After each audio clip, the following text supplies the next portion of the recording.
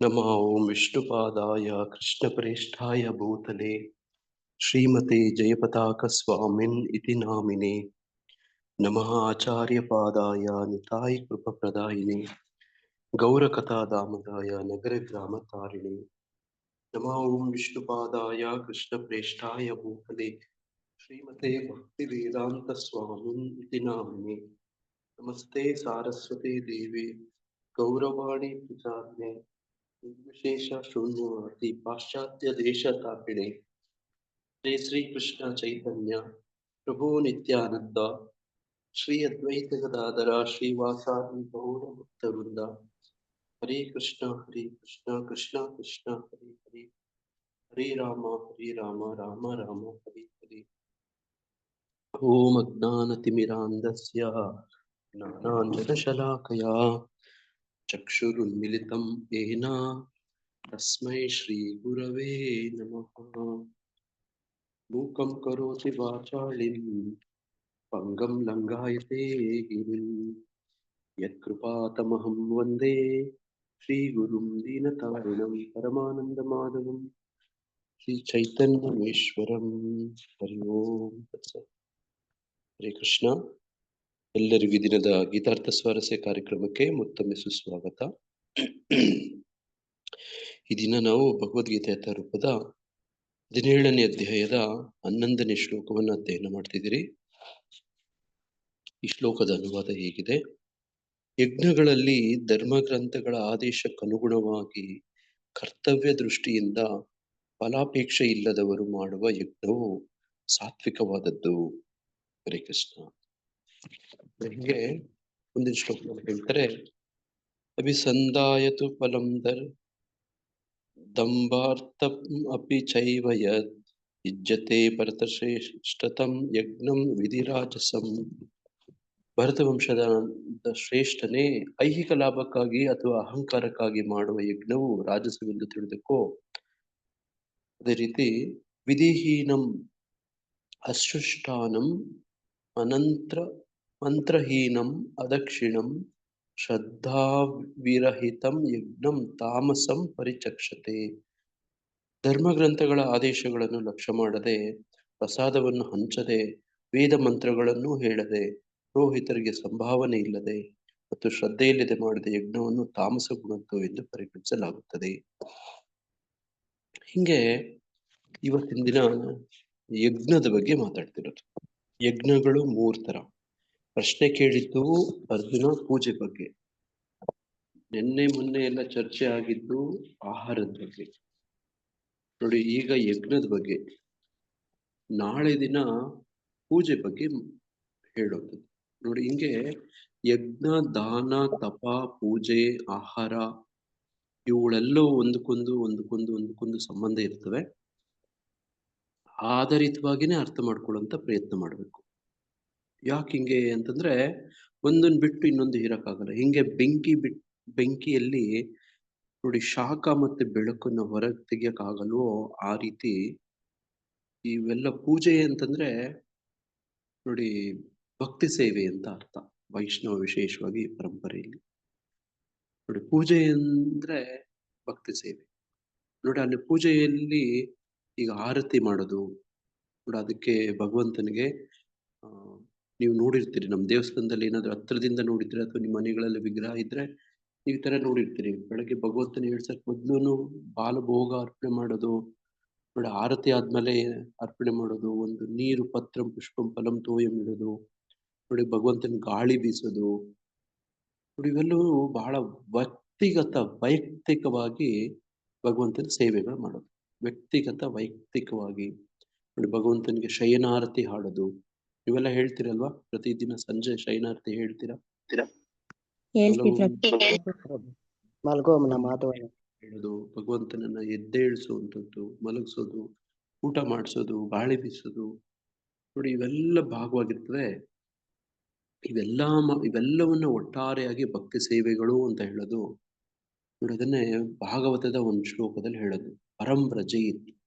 ಯಾವುದನ್ನ ಪರಂ ವ್ರಜೇತ್ ಅಂತ ಹೇಳ್ತಾರೆ ಭಾಗವತದಲ್ಲಿ? ಯಾವ ಶ್ಲೋಕವನ್ನ?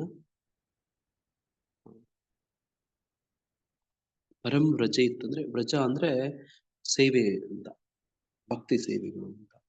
ಅದರಲ್ಲೂ ಅತ್ಯುನ್ನತವಾದದ್ದು ಅಂತ ಒಂದಿದೆ. ಏನಂದ್ರೆ ಕೃಷ್ಣ ವರ್ಣಂ ದ್ವಿಷ ಅಕೃಷ್ಣಂ. ನೋಡಿ, ಬಹಳ ಸರಳವಾದಂತ ಸಂಸ್ಕೃತ. ಕೃಷ್ಣ ಕೃಷ್ಣ ವರ್ಣಂ ಅಂದ್ರೆ ಅರ್ಥ ಆಯ್ತು ನಿಮ್ಗೆ. ಏನು ವರ್ಣ ಅಂದ್ರೆ ಕೃಷ್ಣ ವರ್ಣ ಅಂದ್ರೆ ಏನು? ಕಲರ್ ಪ್ರಭುಜಿ. ಬ್ಲ್ಯಾಕ್ ಕಲರ್ ಅಂತ, ಕಪ್ಪು ಬಣ್ಣ.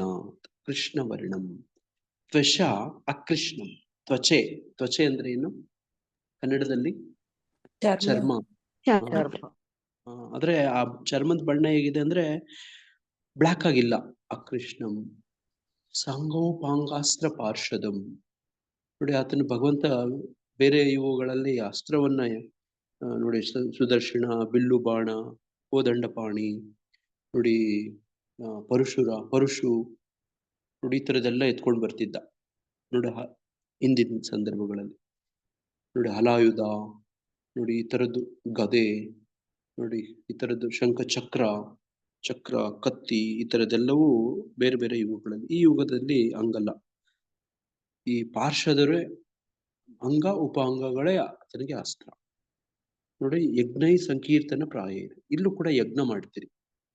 ಈ ಭಗವಂತ ಯಾರಿಗೆ ವರ್ಣನೆ ಮಾಡ್ತಿದ್ಯೋ ಭಾಗವತಮಲ್ಲಿ ಯಜ್ಞ, ಈಗ ನಾವು ಈ ಶ್ಲೋಕ ಯಜ್ಞದ ಬಗ್ಗೆ ಮಾತಾಡ್ತಿದ್ವಿ 11, 12, 13. ಅಲ್ಲಿ ಯಜ್ಞೈ ಸಂಕೀರ್ತನ ಪ್ರಾಯ.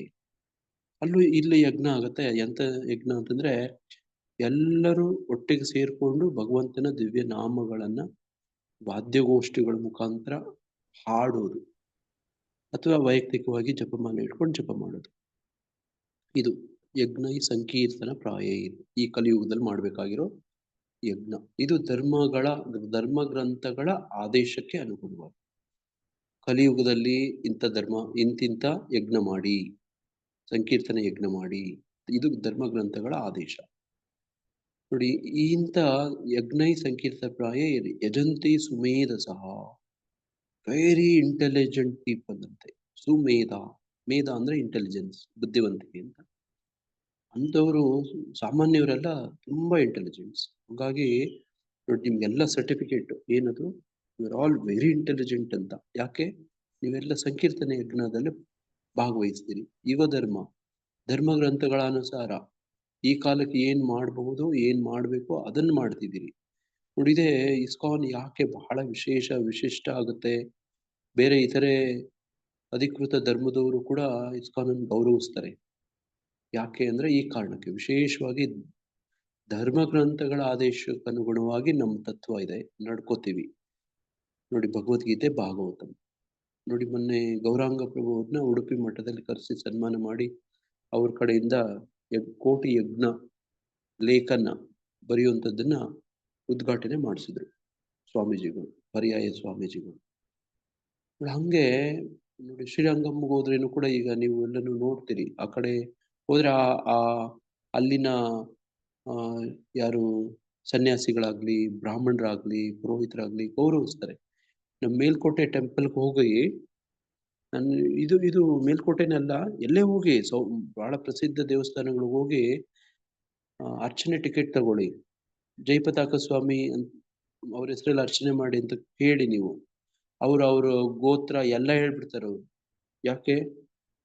ಭಕ್ತರು ಅಷ್ಟು ಜನ ನೋಡಿ, ಅಷ್ಟು ಪರಿಚಿತರಾಗ್ಬಿಟ್ಟಿದ್ದಾರೆ, ಅಷ್ಟು ಜನ ಹೋಗ್ತಾರೆ ನೋಡಿ, ಅಷ್ಟೊಂದು ಪರಿಚಯ ಆಗ್ಬಿಟ್ಟಿದ್ದಾರೆ. ಅವ್ರ ಹೆಸರು ಹೇಳ್ರಿ, ಅವ್ರ ಗೋತ್ರ, ಅವ್ರ ಎಲ್ಲ ಡೀಟೇಲ್ಸ್ ಅವರೇ ಹೇಳ್ಬಿಟ್ಟು ಅವರೇ ಅರ್ಚನೆ ಮಾಡ್ಬಿಡ್ತಾರೆ.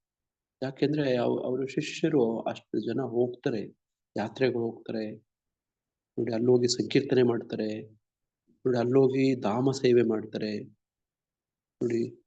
ಅಲ್ಲಿ ಹೋಗಿ ಸಂಕೀರ್ತನೆ ಮಾಡೋದು, ಧಾಮ ಸೇವೆ ಮಾಡೋದು, ಇದೆಲ್ಲ ಬಹಳ ವಿಶೇಷ ನೋಡಿ. ಹಂಗೆ ನಾವು ಈ ಯಾರು ಸಂಕೀರ್ತನೆ ಯಜ್ಞೆಯಲ್ಲಿ ತೊಡಗಿದರೋ ವಿಶೇಷವಾಗಿ ಅದು ಧರ್ಮ ಗ್ರಂಥಗಳ ಅನುಸಾರ. ಹಿಂದಿನ ಯುಗಗಳಲ್ಲಿ ಬೇರೆ ಬೇರೆ ತರದ್ದು ನೋಡಿ ಧರ್ಮ ಗ್ರಂಥಗಳ ಆದೇಶ ಇತ್ತು ಯಜ್ಞಗಳಿಗೆ. ನಿಮ್ಮೆಲ್ಲರಿಗೂ ಗೊತ್ತಿದೆ. ಸತ್ಯಯುಗದಲ್ಲಿ ಏನ್ ಮಾಡ್ತಿದ್ರು, ಯಾವ ರೀತಿಯಾದಂತ ಭಕ್ತಿ ಸೇವೆ ಮಾಡಕ್ಕೆ ಧಾರ್ಮಿಕ ಚಟುವಟಿಕೆ ಮಾಡ್ತಿದ್ರು ಸತ್ಯಯುಗದಲ್ಲಿ? ಪ್ರಭುಜಿ ಧ್ಯಾನ ಮಾಡ್ತಾ ಇದ್ರು. ಧ್ಯಾನ ಮಾಡ್ಕೊಂಡು ನೋಡಿ ಎಷ್ಟು ವರ್ಷ? ಒಂದು 10,000 ವರ್ಷ, ಕೊನೆ ಪಕ್ಷ ಒಂದು 10,000. ಈಗ ನಾವೆಲ್ಲರೂ ನಮ್ಮ ಮಕ್ಕಳನ್ನ ನಮ್ಮ ಶಿಕ್ಷಣನೇ ಹೆಚ್ಚು ಕಡಿಮೆ 1ನೇ ಕ್ಲಾಸಿಂದ ಒಂದು 10ನೇ ಕ್ಲಾಸು 10 ವರ್ಷ ಆದ್ರೂ ಮಿನಿಮಮ್ ಮಾಡಿಸ್ತಾರಲ್ವಾ, ಕೊನೇ ಪಕ್ಷ ಲಾಸ್ಟ್ 10ನೇ ಕ್ಲಾಸ್ ತನಕ ಓದಿಸ್ತಾರಲ್ವಾ. ಅದ್ರ ಹೌದು ಮೇಲೆ ಪ್ರಭು. PUCನೂ ಓದಿಸ್ಬೋದು, ಅದ್ರ ಮೇಲೆ ಡಿಗ್ರಿನೂ ಓದಿಸ್ಬೋದು, ಅದ್ರ ಮೇಲೆ ಪೋಸ್ಟ್ ಗ್ರಾಜುಯೇಷನ್ ಓದಿಸ್ಬೋದು, ಅದ್ರ ಮೇಲೆ ಏನಾದ್ರೂ ಇನ್ನೂ ಓದಿಸ್ಕೋಬಹುದು. ಆದ್ರೆ ಮಿನಿಮಮ್ ಒಂದು 10 ವರ್ಷ ಅಂತ ಓದಿಸ್ತಾರೆ ನೋಡಿ. ಅದೇ ತರನೇ ಹಿಂದಿನ ಕಾಲದಲ್ಲಿ 1,00,000 ವರ್ಷ ಆಯುಸ್ಸಲ್ಲಿ 10,000 ವರ್ಷ ಎಲ್ಲರೂ ತಪಸ್ ಮಾಡ್ತಿದ್ರು, ಧ್ಯಾನ ಮಾಡ್ಕೊಂಡು ಕೂತ್ಕೋತಿದ್ರು. ಅಲ್ಲಿ ನೋಡಿ, ಯಾರೇ ತಗೊಳ್ಳಿ, ರಾವಣ, ಈ ಕುಂಭಕರ್ಣ ನೋಡಿ, ಹಿರಣ್ಯಕಶಿಪು ಹಿರಣ್ಯಾಕ್ಷ ಆಗ್ಲಿ, ಪ್ರಚೇತರಾಗ್ಲಿ, ಅಥವಾ ಇನ್ನೊಬ್ರು ಮತ್ತೊಬ್ರು ಧ್ರುವ ಮಹಾರಾಜ ಆಗ್ಲಿ, ಹುಟ್ಟಿದವ್ರನ್ನ ತಪಸ್ ಮಾಡಕ್ ಕಳಿಸ್ತಾರೆ, ಧ್ಯಾನ ಮಾಡಕ್ ಕಳಿಸ್ತಾರೆ ನೋಡಿ. ಅದರಲ್ಲಿ ಪ್ರಯತ್ನ ಪಟ್ಟು ಆಮೇಲೆ ಎಷ್ಟೋ ಸಾವಿರ ವರ್ಷಗಳ ಪಟ್ಟ ಮೇಲೆ ಅವ್ರಿಗೆ ಲಾಭ ಸಿಗ್ತಾ ಇತ್ತು ನೋಡಿ, ಅದು ಫಲ ಸಿಗ್ತಾ ಇತ್ತು ನೋಡ್ರಿ. ಹಂಗೆ ಯಜ್ಞಗಳು ಅಂತಂದ್ರೆ ಧರ್ಮ ಗ್ರಂಥಗಳು ಒಂದೊಂದು ಕಾಲಕ್ಕೆ ಒಂದೊಂದು ತರ ಹೇಳ್ತವೆ. ಆ ಸಂದರ್ಭ ಪರಿಸ್ಥಿತಿ, ಅವರ ಸಾಮರ್ಥ್ಯ, ಅವರ ಆಯುಸ್ಸು, ಈ ತರದ ಹಲವಾರು ವಿಷಯಗಳನ್ನ ಗಮನ ಇಟ್ಕೊಂಡು ಹೇಳ್ತಾ ಇತ್ತು ನೋಡಿ. ಹಂಗೆ ಸತ್ಯಯುಗದಲ್ಲಿ ಧ್ಯಾನ, ತ್ರೇತಾಯುಗದಲ್ಲಿ ಆ ಯುಗದ ಅಧಿಪತಿ ಯಜ್ಞ, ಯಜ್ಞಮೂರ್ತಿ, ಯಜ್ಞಪತಿ ವಿಷ್ಣು ನೋಡಿ. ಆತನಿಗೆ ಯಜ್ಞ ಮಾಡುವಂಥವುಗಳೇ ಏನದು, ಹೋಮ ಮಾಡುವಂಥದ್ದು, ಹವನ ಮಾಡುವಂಥದ್ದು ನೋಡಿ, ಅಶ್ವಮೇಧ ಯಜ್ಞ ನೋಡಿ. ಈ ತರುವಂಥದ್ದು ಯಜ್ಞಗಳು ಮಾಡೋದು ಆ ಕಾಲದಲ್ಲಿ ಇದ್ದಂಥದ್ದು. ಬೆಂಕಿ ಇಟ್ಕೊಂಡು ನೋಡಿ, ಋತ್ವಿಕರೆಲ್ಲ ಕೂತ್ಕೊಂಡು ತುಪ್ಪ ಸುರ್ಕೊಂಡು ಮಂತ್ರಗಳು ಹೇಳ್ಕೊಂಡು ನೋಡಿ, ಹಿಂಗೆಲ್ಲ ಮಾಡಿದ್ರೆ ನಿಮಗೆ ಗೊತ್ತು, ರಾಮಾಯಣ ಕಥೆಯಲ್ಲಿ ಪುತ್ರ ಕಾಮೇಷ್ಟಿ ಯಜ್ಞವನ್ನ ವಸಿಷ್ಠರು ಮಾಡಿಸ್ತಾರೆ. ಈ ನೋಡಿ, ಇವರು ಬರ್ತಾರೆ, ಯಾರು, ಋಷ್ಯಶೃಂಗರು ಬಂದು ಮಾಡಿಕೊಡ್ತಾರೆ ನೋಡಿ. ಆ ಯಜ್ಞದ ಕೊನೆಯಲ್ಲಿ ಏನಾಗುತ್ತೆ,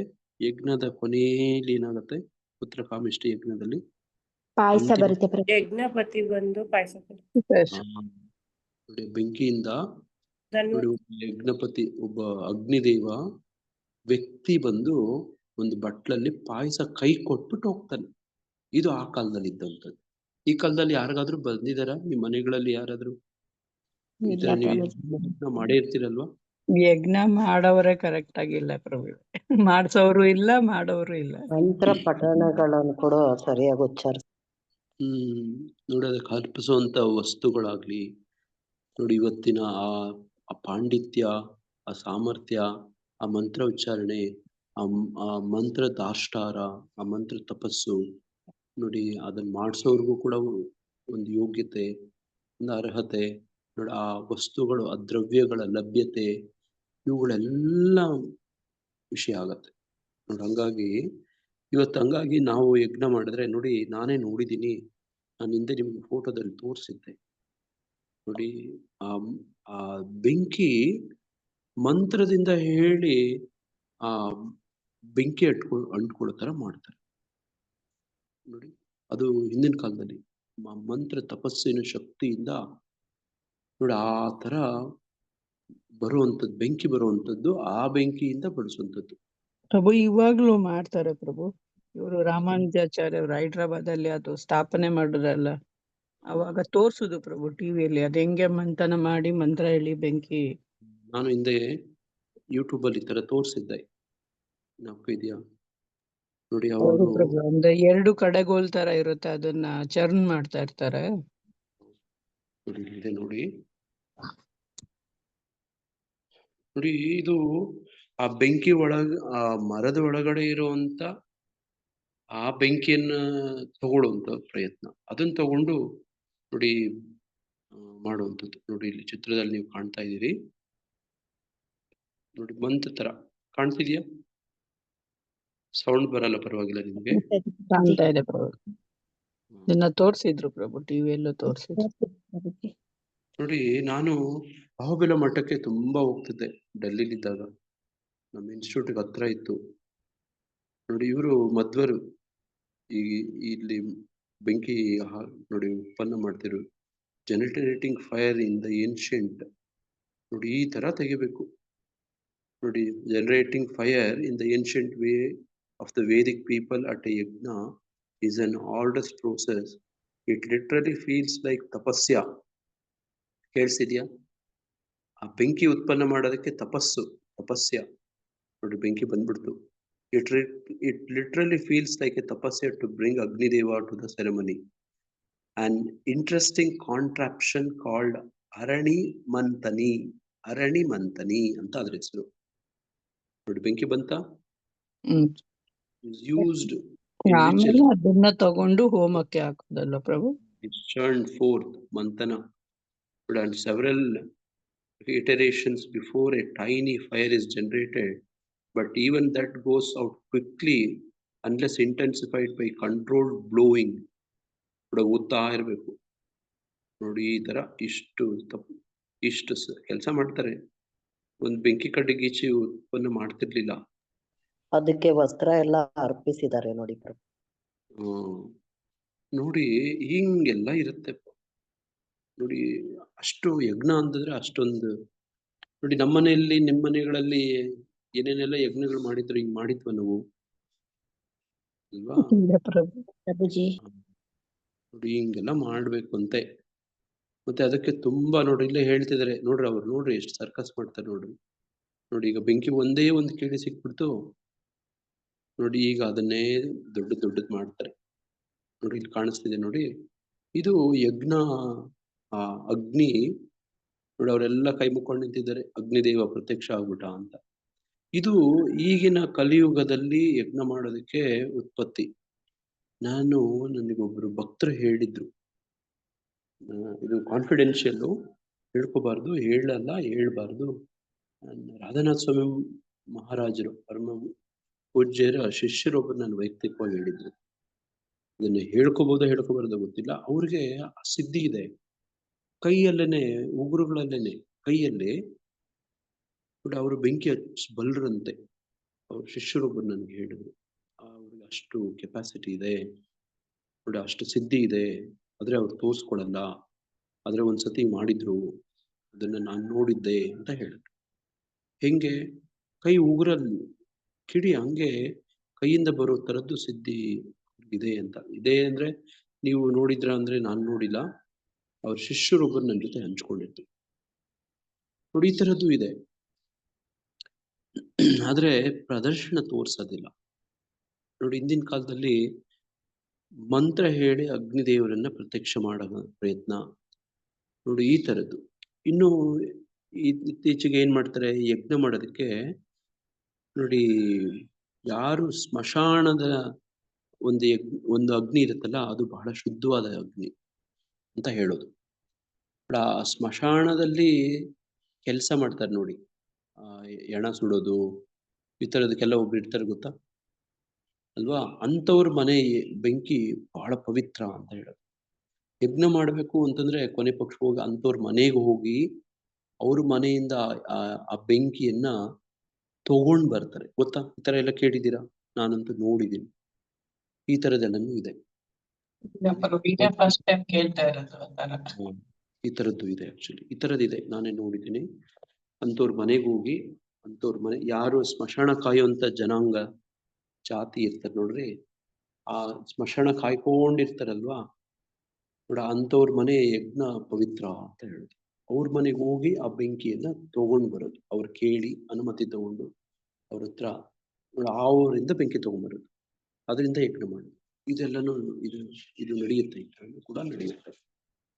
ಹೀಗೆ ಧರ್ಮಗ್ರಂಥಗಳಲ್ಲಿ ಒಂದು ಯಜ್ಞ ಹೆಂಗ್ ಮಾಡ್ಬೇಕು ಅಂತೇಳಿ ನೋಡಿ, ಅದರ ಉದ್ದೇಶ ಏನು, ಅದರ ವಿಧಾನ ಏನು ನೋಡಿ, ಅದರ ಮಾಡುವಂಥವ್ರು ಯಾರಾಗಿರ್ಬೇಕು, ಅರ್ಹರು ಯಾರು, ಯಾವ ಸಂದರ್ಭದಲ್ಲಿ ಮಾಡಬೇಕು, ಎಲ್ಲವೂ ಕೂಡ ಧರ್ಮಗ್ರಂಥಗಳಲ್ಲಿ ಇದಾವೆ ನೋಡಿ. ಅದಕ್ಕೆ ಒಂದು ದೇಶ, ಕಾಲ, ಪರಿಸ್ಥಿತಿ, ಸಂದರ್ಭ ಇವೆಲ್ಲವೂ ಕೂಡ ಮುಖ್ಯ ಆಗುತ್ತೆ ಒಂದು ಯಜ್ಞ ಮಾಡ್ಬೇಕು ಅಂತಂದ್ರೆ ನೋಡಿ. ಎಲ್ಲಾ ಯಜ್ಞಗಳನ್ನ ಎಲ್ಲಾ ಸಂದರ್ಭದಲ್ಲೂ ಎಲ್ಲಾ ಕಾಲದಲ್ಲೂ ಮಾಡಕ್ಕಾಗಲ್ಲ. ಒಂದು ಕಲಿಯುಗದಲ್ಲಿ ಕೆಲವನ್ನೆಲ್ಲನೂ ಬ್ಯಾನ್ ಮಾಡಿದೆ ನೋಡಿ. ಏನೇನ್ ಬ್ಯಾನ್ ಆಗಿದೆ ಅಂತಂದ್ರೆ, ಇದರಲ್ಲಿ ಅಶ್ವಮೇಧ ಯಜ್ಞ ಮತ್ತೆ ಗೋಮೇಧ ಹಿಂದೆ ನೀವು ವೇದಗಳನ್ನು ಓದಿದ್ರೆ ನೋಡಿ, ಅದರಲ್ಲಿ ಈ ಎತ್ತುಗಳನ್ನ ಅರ್ಪಣೆ ಮಾಡ್ತಿದ್ರು ನೋಡಿ. ಹಂಗೆ ಈ ಕೆಲವೆಲ್ಲನೂ ಕಲಿಯುಗದಲ್ಲಿ ನೋಡಿ ಬ್ಯಾನ್ ಮಾಡಿದ್ದಾರೆ, ಇವೆಲ್ಲ ಮಾಡಬಾರ್ದು ಅಂತ. 5 things prohibited in ಕಲಿಯುಗ. ಇದೇನು ಅಂತಂದ್ರೆ ನೋಡಿ ಏನಂದ್ರೆ 5 things are forbidden in the age of Kali. Horse sacrifice, cow sacrifice, ಅಶ್ವಮೇಧ, ಗೋಮೇಧ ನೋಡಿ, ಈ ಯಜ್ಞಗಳನ್ನ ನೋಡಿ, ಅದ್ರ ಜೊತೆಗೆ ಸನ್ಯಾಸವನ್ನ ತಗೊಂಡು. ಹಿಂದಿನ ಕಾಲದಲ್ಲಿ ಎಲ್ಲರೂ ನೋಡಿ 25 ವರ್ಷ ಬ್ರಹ್ಮಚರ್ಯ, ಅದರ ನಂತರದ 25 ವರ್ಷ ಗೃಹಸ್ಥ, ಅದರ 25 ವರ್ಷ ವಾನಪ್ರಸ್ಥ, ಅದರ ಮುಂದಿನ ಕೊನೆಯಲ್ಲಿ ಸನ್ಯಾಸ. ಇದು ಹೆಂಗೆ ಪ್ರೈಮರಿ ಸ್ಕೂಲಿಂದ ಹೈಸ್ಕೂಲು, ಹೈಸ್ಕೂಲಿಂದ PUC, PUC ಇಂದ ಗ್ರಾಜುಯೇಷನ್ನು, ಗ್ರಾಜುಯೇಷನ್ ಪೋಸ್ಟ್ ಗ್ರಾಜುಯೇಷನ್ ಈ ತರ ಹೋಗ್ತಿದ್ರೋ, ಅದೇ ತರ ವರ್ಣಗಳಲ್ಲೂ ಕೂಡ, ಆಶ್ರಮಗಳಲ್ಲೂ ಕೂಡ, ವಿಶೇಷವಾಗಿ ಆಶ್ರಮದಲ್ಲಿ ಈ ತರ ಹಂತಗಳಿತ್ತು. ಈ ಕಲಿಯುಗದಲ್ಲಿ ಈ ಬ್ರಹ್ಮ ವೈವರ್ತ ಪುರಾಣದ ಪ್ರಕಾರ ಕೃಷ್ಣ ನೋಡಿ ಜನ್ಮಖಂಡ ನೋಡಿ, ಈ ಒಂದು ಶ್ಲೋಕದ ಪ್ರಕಾರ 5 ವಿಷಯಗಳನ್ನ ಬ್ಯಾನ್ ಮಾಡಿದ್ದಾರೆ, ನಿಷೇಧಿಸಿದ್ದಾರೆ. ಅದೇನಂದ್ರೆ ಅಶ್ವಮೇಧ, ಗೋಮೇಧ, ಸನ್ಯಾಸ ಸ್ವೀಕಾರ ನೋಡಿ, ಪಿತೃಗಳಿಗೆ ಮತ್ತೆ ಭಗವಂತನಿಗೆ ಮಾಂಸ ಅರ್ಪಣೆ, ಮತ್ತೆ ಮಕ್ಕಳನ್ನ ಪಡೆಯುವಂಥದ್ದು ಯಾರಿಂದ? ಈ ಸಹೋದರ ಸಂಬಂಧದಿಂದ. ಉದಾಹರಣೆಗೆ ನಿಮಗೆ ಎಲ್ಲರಿಗೂ ಗೊತ್ತಿರೋಂಗೆ ಪಾಂಡು ಧೃತರಾಷ್ಟ್ರನ ಜೈವಿಕ ತಂದೆ ಯಾರು? ಜೈವಿಕ ಬಯಾಲಜಿಕಲ್ ಫಾದರ್ ವೇದವ್ಯಾಸರು ಪ್ರಭುಜಿ. ವೇದವ್ಯಾಸರು. ಅದರ ತಂದೆ, ಅವರ ಹೆಸರಲ್ಲಿ ಲೀನಿಯೇಜ್, ಅವರ ಪರಂಪರೆ ಪ್ರಕಾರ ಬರ್ಬೇಕಂದ್ರೆ ನೋಡಿ, ಅವರು ವಿಚಿತ್ರ ವೀರ್ಯನ ಮಕ್ಕಳು ನೋಡಿ. ವಿಚಿತ್ರ ವೀರ್ಯ ಶಂತನು ಮಹಾರಾಜ, ಸತ್ಯವತಿಯ ಮಕ್ಕಳು ಇಬ್ರು ವಿಚಿತ್ರ ವೀರ್ಯ. ಆಮೇಲೆ ಇವನು ಯಾರು? ಗಂಧರ್ವರ ರಾಜನ ಹೆಸರು ಪರಾಶರ ಅಲ್ಲ, ಪರಾಶರ ಗಂಧರ್ವರ ರಾಜನ ಹೆಸರೇನು? ಓಕೆ ನೋಡಿ, ಏನಂದ್ರಿ? ಚಿತ್ರವೀರ್ಯ, ವಿಚಿತ್ರ ವೀರ್ಯ, ಚಿತ್ರಾಂಗದ ಅಂತ. ವಿಚಿತ್ರ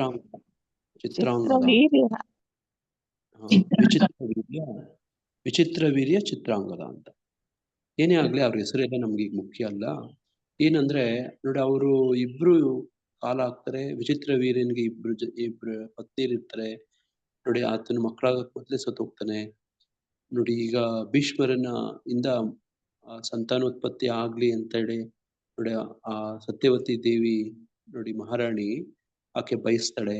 ಆತ ನೈಷ್ಠಿಕ ಬ್ರಹ್ಮಚಾರಿ ಆಗಿರ್ತಾನೆ, ಒಪ್ಪೋದಿಲ್ಲ. ಯಾಕಂದ್ರೆ ಅಣ್ಣ ಆಗಿರ್ತಾನೆ ಆತ. ಯಾರು ಸತ್ತೋದ್ನಲ್ಲ ಅವ್ರ ಅಣ್ಣ ಆಗಿರ್ತಾನೆ ನೋಡಿ. ಈಗ ಆತನು ಒಪ್ತಿಲ್ಲ ಅಂದ್ರೆ ಮತ್ತೆ ಇನ್ನೇನು ದಾರಿ ಅಂದ್ರೆ ಸತ್ಯವತಿಗೆ ಇನ್ನೊಬ್ಬ ಮಗ ಇರ್ತಾನೆ, ವೇದವ್ಯಾಸರ ಮುಖಾಂತರ ಮಗು ಪಡುವಂತ ಪ್ರಯತ್ನ. ಅದು ಆ ಕಾಲದಲ್ಲಿ. ಈ ಕಾಲದಲ್ಲಿ ಇವೆಲ್ಲವೂ ಕೂಡ ನಿಷೇಧ ಮಾಡಿದೆ. ಪಿತೃಗಳಿಗೆ ಇವತ್ತು ಕೂಡ ನೀವು ನೋಡಿರ್ತೀರಿ, ಮಹಾಲಯ ಅಮಾವಾಸ್ಯೆಯಲ್ಲಿ ಊರುಗಳಲ್ಲಿ ನಾನ್ ವೆಜ್ ಊಟ ಅಡುಗೆ ಮಾಡಿ ಹಾಕ್ತಾರೆ, ಗೊತ್ತಾ? ಎಡೆ ಇಡ್ತಾರೆ. ನೋಡಿದಿರಾ ಈ ತರ? ಕೇಳಿದ್ದೀರಾ? ಯಾವ ಮಟ್ಟಕ್ಕೆ ಮಾಡ್ತಾರೆ ಅಂದ್ರೆ ಎಲ್ಲಾರ್ನು ಕರೀತಾರೆ ಪ್ರಭು, ಅಷ್ಟು ಸಂಬಂಧಿಕರನ್ನ ಕರೆದು ನಾನ್ ವೆಜ್ ಬಡಿಸ್ತಾರೆ ಪ್ರಭು. ನೋಡಿ, ಹಿಂದಿನ ಕಾಲದಲ್ಲಿ, ಹಿಂದಿನ ಯುಗಗಳಲ್ಲಿ ಆ ಕಾಲ, ದೇಶ ಪರಿಸ್ಥಿತಿ, ಸಂದರ್ಭಕ್ಕನುಸಾರ ಹಂಗೆ ಇತ್ತು. ಧರ್ಮ ಗ್ರಂಥಗಳ ಪ್ರಕಾರ ಈ ಕಾಲದಲ್ಲಿ ಅದನ್ನ ನಿಷೇಧ ಮಾಡಲಾಗಿದೆ, ಬ್ಯಾನ್ ಮಾಡಲಾಗಿದೆ.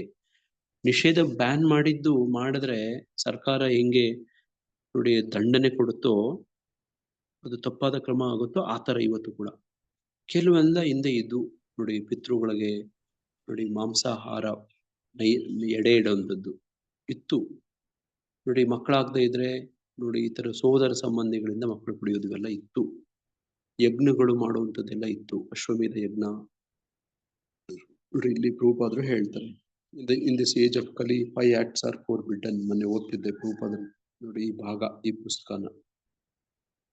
ನೋಡಿ ಹಂಗೆ ನೋಡಿ ಹಂಗೆ ಅಶ್ವಮೇಧಂ ಗವಾಲಂಬಂ ಸನ್ಯಾಸಂ ಫಲ ಪೈತೃಕಂ ದೇವರೇಣ ಸುತೋತ್ಪತ್ತಿಂ ಕಲೌ ಪಂಚವಿವರ್ಜಯೇತ್ ಅಂತ. In this age of Kali, 5 acts are forbidden.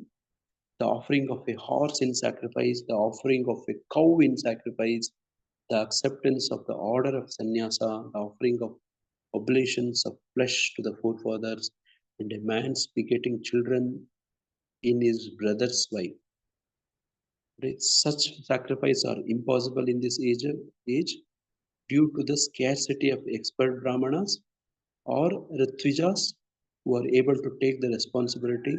In the absence of these, the Sankirtana Yajna is recommended. Yajnai Sankirtana Prayer Vijanti Sumedasaha. ನೋಡಿ ಎಷ್ಟೊತ್ತು ಓದೋದ್ವಲ್ವಾ, ನೋಡಿ ಈ ಥರದ್ದು. ಯಾರಾದರೂ ಭಾಗವತದ 5ನೇ ಸ್ಕಂದದ 7ನೇ ಅಧ್ಯಾಯದ 5ನೇ ಶ್ಲೋಕವನ್ನು ಯಾರಾದರೂ ಓದ್ಬೋದಾ? ಮತ್ತು ಈ ಭಾವಾರ್ಥವನ್ನು ಓದ್ಬೋದಾ? ಇದರಲ್ಲಿ ಓದಿದ್ರೆ ಹಂಗೇನೆ 9ನೇ ಅಧ್ಯಾಯದ ಒಂದೊಂದರಲ್ಲೂ 9ನೇ ಅಧ್ಯಾಯದ 6ನೇ ನೋಡಿ, ನೀವೇ ಓದ್ಕೋಬಹುದು ಗೊತ್ತಾಕೊಂಡು.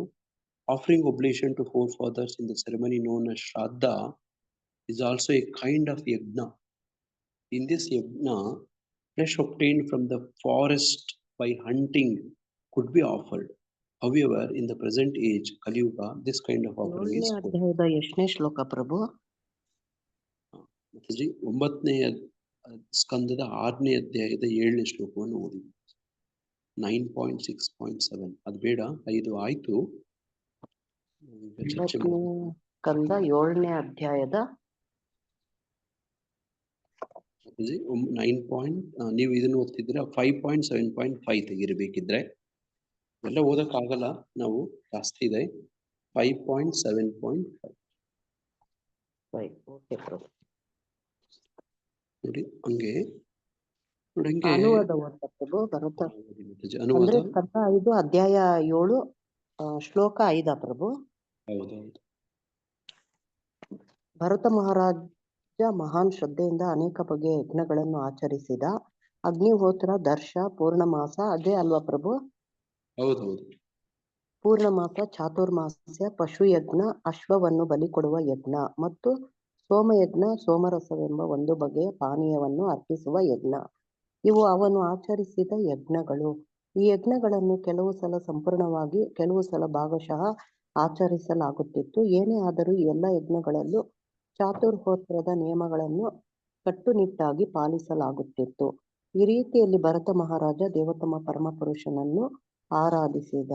ಭಾವಾರ್ಥನು ಓದ್ಬೇಕಾ ಪ್ರಭು?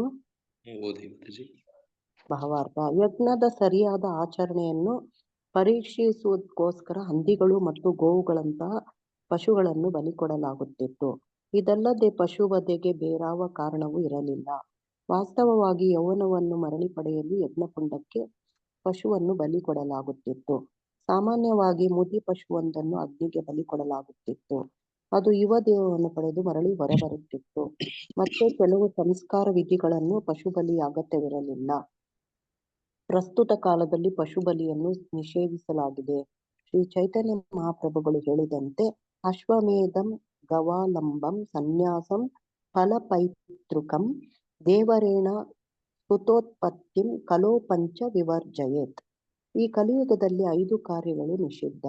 ಯಜ್ಞದಲ್ಲಿ ಅಶ್ವವನ್ನು ಬಲಿ ಕೊಡುವುದು, ಯಜ್ಞದಲ್ಲಿ ಹಸುವನ್ನು ಬಲಿ ಕೊಡುವುದು, ಸನ್ಯಾಸಾಶ್ರಮ ಸ್ವೀಕರಿಸುವುದು, ಪಿತೃಗಳಿಗೆ ಮಾಂಸಾಹುತಿ ನೀಡುವುದು ಮತ್ತು ಸೋದರನ ಪತ್ನಿಯಲ್ಲಿ ಮಕ್ಕಳನ್ನು ಪಡೆಯುವುದು. ಚೈತನ್ಯ ಚರಿತಾಮೃತ ಆದಿಲೀಲಾ 17.164 ಶ್ಲೋಕ. ನಿರ್ವಹಿಸಲು ಸಮರ್ಥರಾದ ತಜ್ಞ ಬ್ರಾಹ್ಮಣರು ಅಥವಾ ಋತ್ವಿಜರ ಅಭಾವದಿಂದಾಗಿ ಅಂಥ ಯಜ್ಞಗಳು ಈ ಯುಗದಲ್ಲಿ ಅಸಂಭವ. ಇವುಗಳ ಕೊರತೆ ಇರುವಾಗ ಸಂಕೀರ್ತನ ಯಜ್ಞವನ್ನು ಸೂಚಿಸಲಾಗಿದೆ. ಯಜ್ಞೈ ಸಂಕೀರ್ತನ ಪ್ರಾರಹೇ ಯಜಂತಿ ಸುಮೇಧಸಃ. ಭಾಗವತ 11.5.32. ಎಲ್ಲ ಯಜ್ಞಗಳನ್ನು ದೇವೋತ್ತಮ ಪರಮಪುರುಷನನ್ನು ಸಂತೃಪ್ತಿಪಡಿಸಲು ಆಚರಿಸಲಾಗುತ್ತಿದೆಯಷ್ಟೇ. ಯಜ್ಞಾರ್ಥ ಕರ್ಮ ಇಂಥ ಕಾರ್ಯಗಳನ್ನು ಪರಮ ಪ್ರಭುವಿನ ಸಂತೃಪ್ತಿಗಾಗಿ ಆಚರಿಸಬೇಕು. ಈ ಕಲಿಯುಗದಲ್ಲಿ ಚೈತನ್ಯ ಮಹಾಪ್ರಭುಗಳ ರೂಪದಲ್ಲಿ ಅವತಾರವೆತ್ತಿರುವ ಪರಮ ಪ್ರಭುವನ್ನು ಅವನ ಸಂಗಾತಿಗಳೊಡನೆ ಆರಾಧಿಸಲು ಹರೇ ಕೃಷ್ಣ ಮಹಾಮಂತ್ರವನ್ನು ಹಾಡುವ ಮೂಲಕ ಸಂಕೀರ್ತನ ಯಜ್ಞವನ್ನು ಆಚರಿಸಬೇಕು. ಈ ಕ್ರಮವನ್ನು ವಿವೇಕಿಗಳು ಅಂಗೀಕರಿಸಿದ್ದಾರೆ. ಯಜ್ಞೈ ಸಂಕೀರ್ತನ ಪ್ರಾರಹೆ ಯಜಂತೀಹಿ ಸುಮೇಧಸ.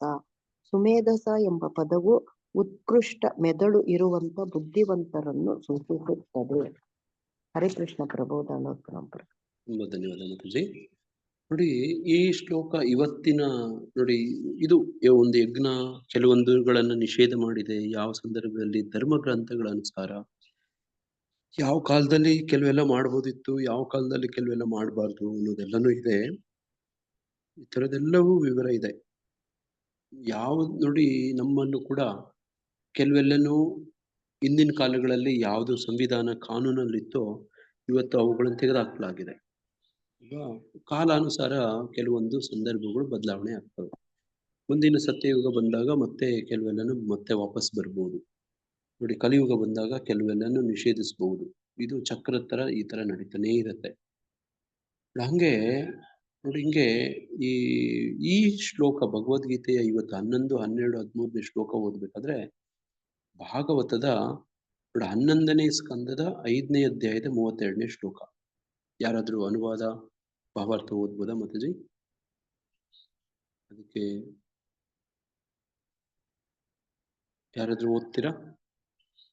11:5:32. ಓದ್ತೀನಿ ಪ್ರಭು. ನೋಡಿ, ಹಿಂಗೆ ನೋಡಿ, ಕೃಷ್ಣವರ್ಣಂ ದ್ವಿಷ ಅಕೃಷ್ಣಂ ಸಾಂಗೋಪಾಂಗಾಸ್ತ್ರ ಪಾರ್ಷದಂ. ನೋಡಿ, ಇಲ್ಲ ಅಸ್ತ್ರ ಅಂತ ಎಲ್ಲ ಪಾರ್ಷದರು. ಹಂಗೆ in the age of Kali, intelligent persons perform congregational chanting to worship the incarnation of Godhead, who constantly sings the names of Krishna. Although his complexion is not blackish, is Krishna himself. ಪ್ರಭು 11:5:36. ಹೌದು ಮಾತಾಜಿ, 11:5:32. 32. ಯಾವ್ದೋ ಗೊತ್ತಿಲ್ಲ, ನಾನು ಇಲ್ಲಿ ತೋರಿಸ್ತಿರೋದು ನಿಮ್ಗೆ. ನೋಡಿ, 32 32. ಹರೇ ಕೃಷ್ಣ ಪ್ರಭು. ಓದ್ತಿದ್ದೀರಾ ಮಾತಾಜಿ? ಓದಿ. ಇಲ್ಲ, ಓದಿ ನಾನು 30 ತೆಗ್ದೆ. ಓದಿ ಮಾತಾಜಿ. 32 ಪ್ರಭು. ನಿಮಿಷ ಪ್ರಭು.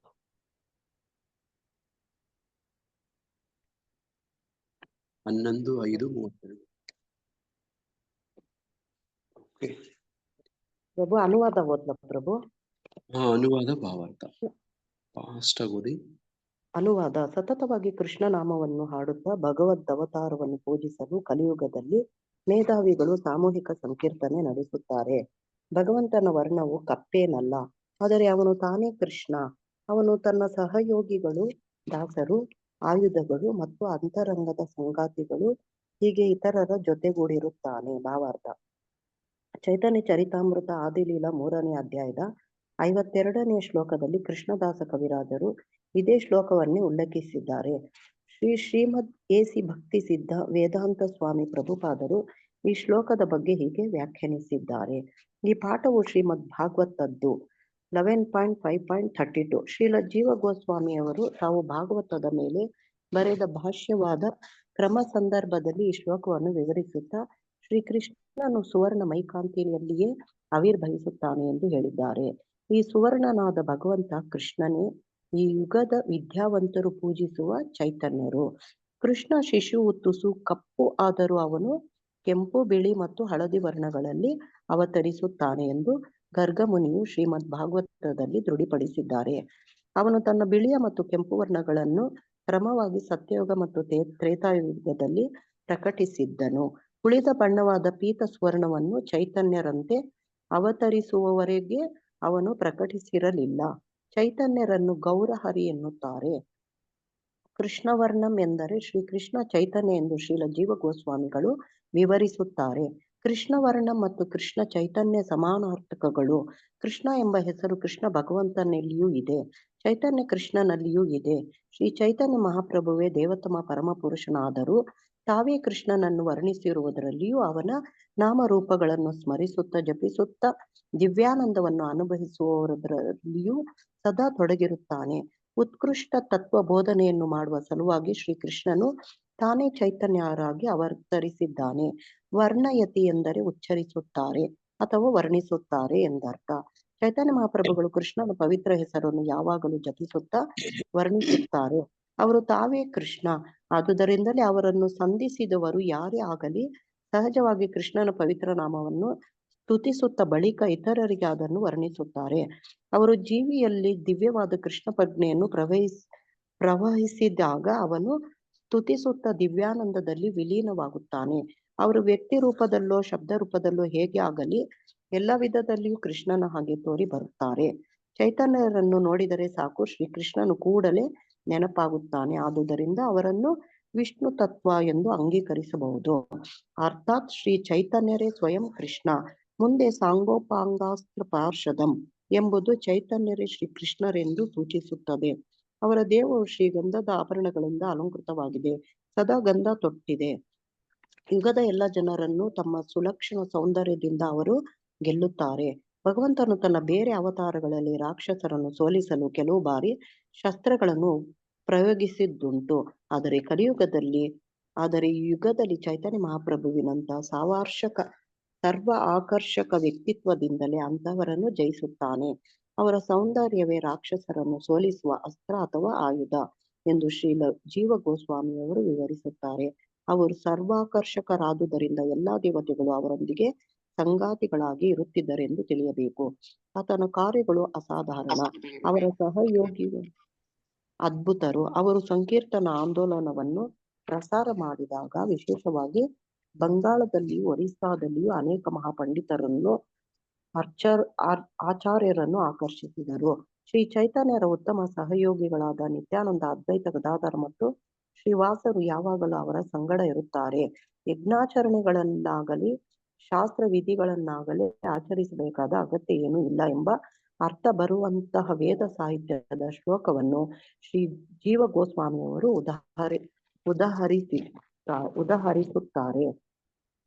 ಬಹಿರಂಗವಾಗಿ ಇಂತಹ ಆಡಂಬರದ ಪ್ರದರ್ಶನಗಳನ್ನು ಏರ್ಪಡಿಸುವ ಬದಲು ವರ್ಣ, ಜಾತಿ, ಮತ ಯಾವುದನ್ನು ಪರಿಗಣಿಸದೆ ಎಲ್ಲ ಜನರು ಕೂಡಿ ಚೈತನ್ಯರನ್ನು ಪೂಜಿಸಲು ಹರೇ ಕೃಷ್ಣ ಎಂದು ಜಪಿಸಬಹುದು ಎಂದು ಅವರು ವ್ಯಾಖ್ಯಾನ ಮಾಡಿದ್ದಾರೆ.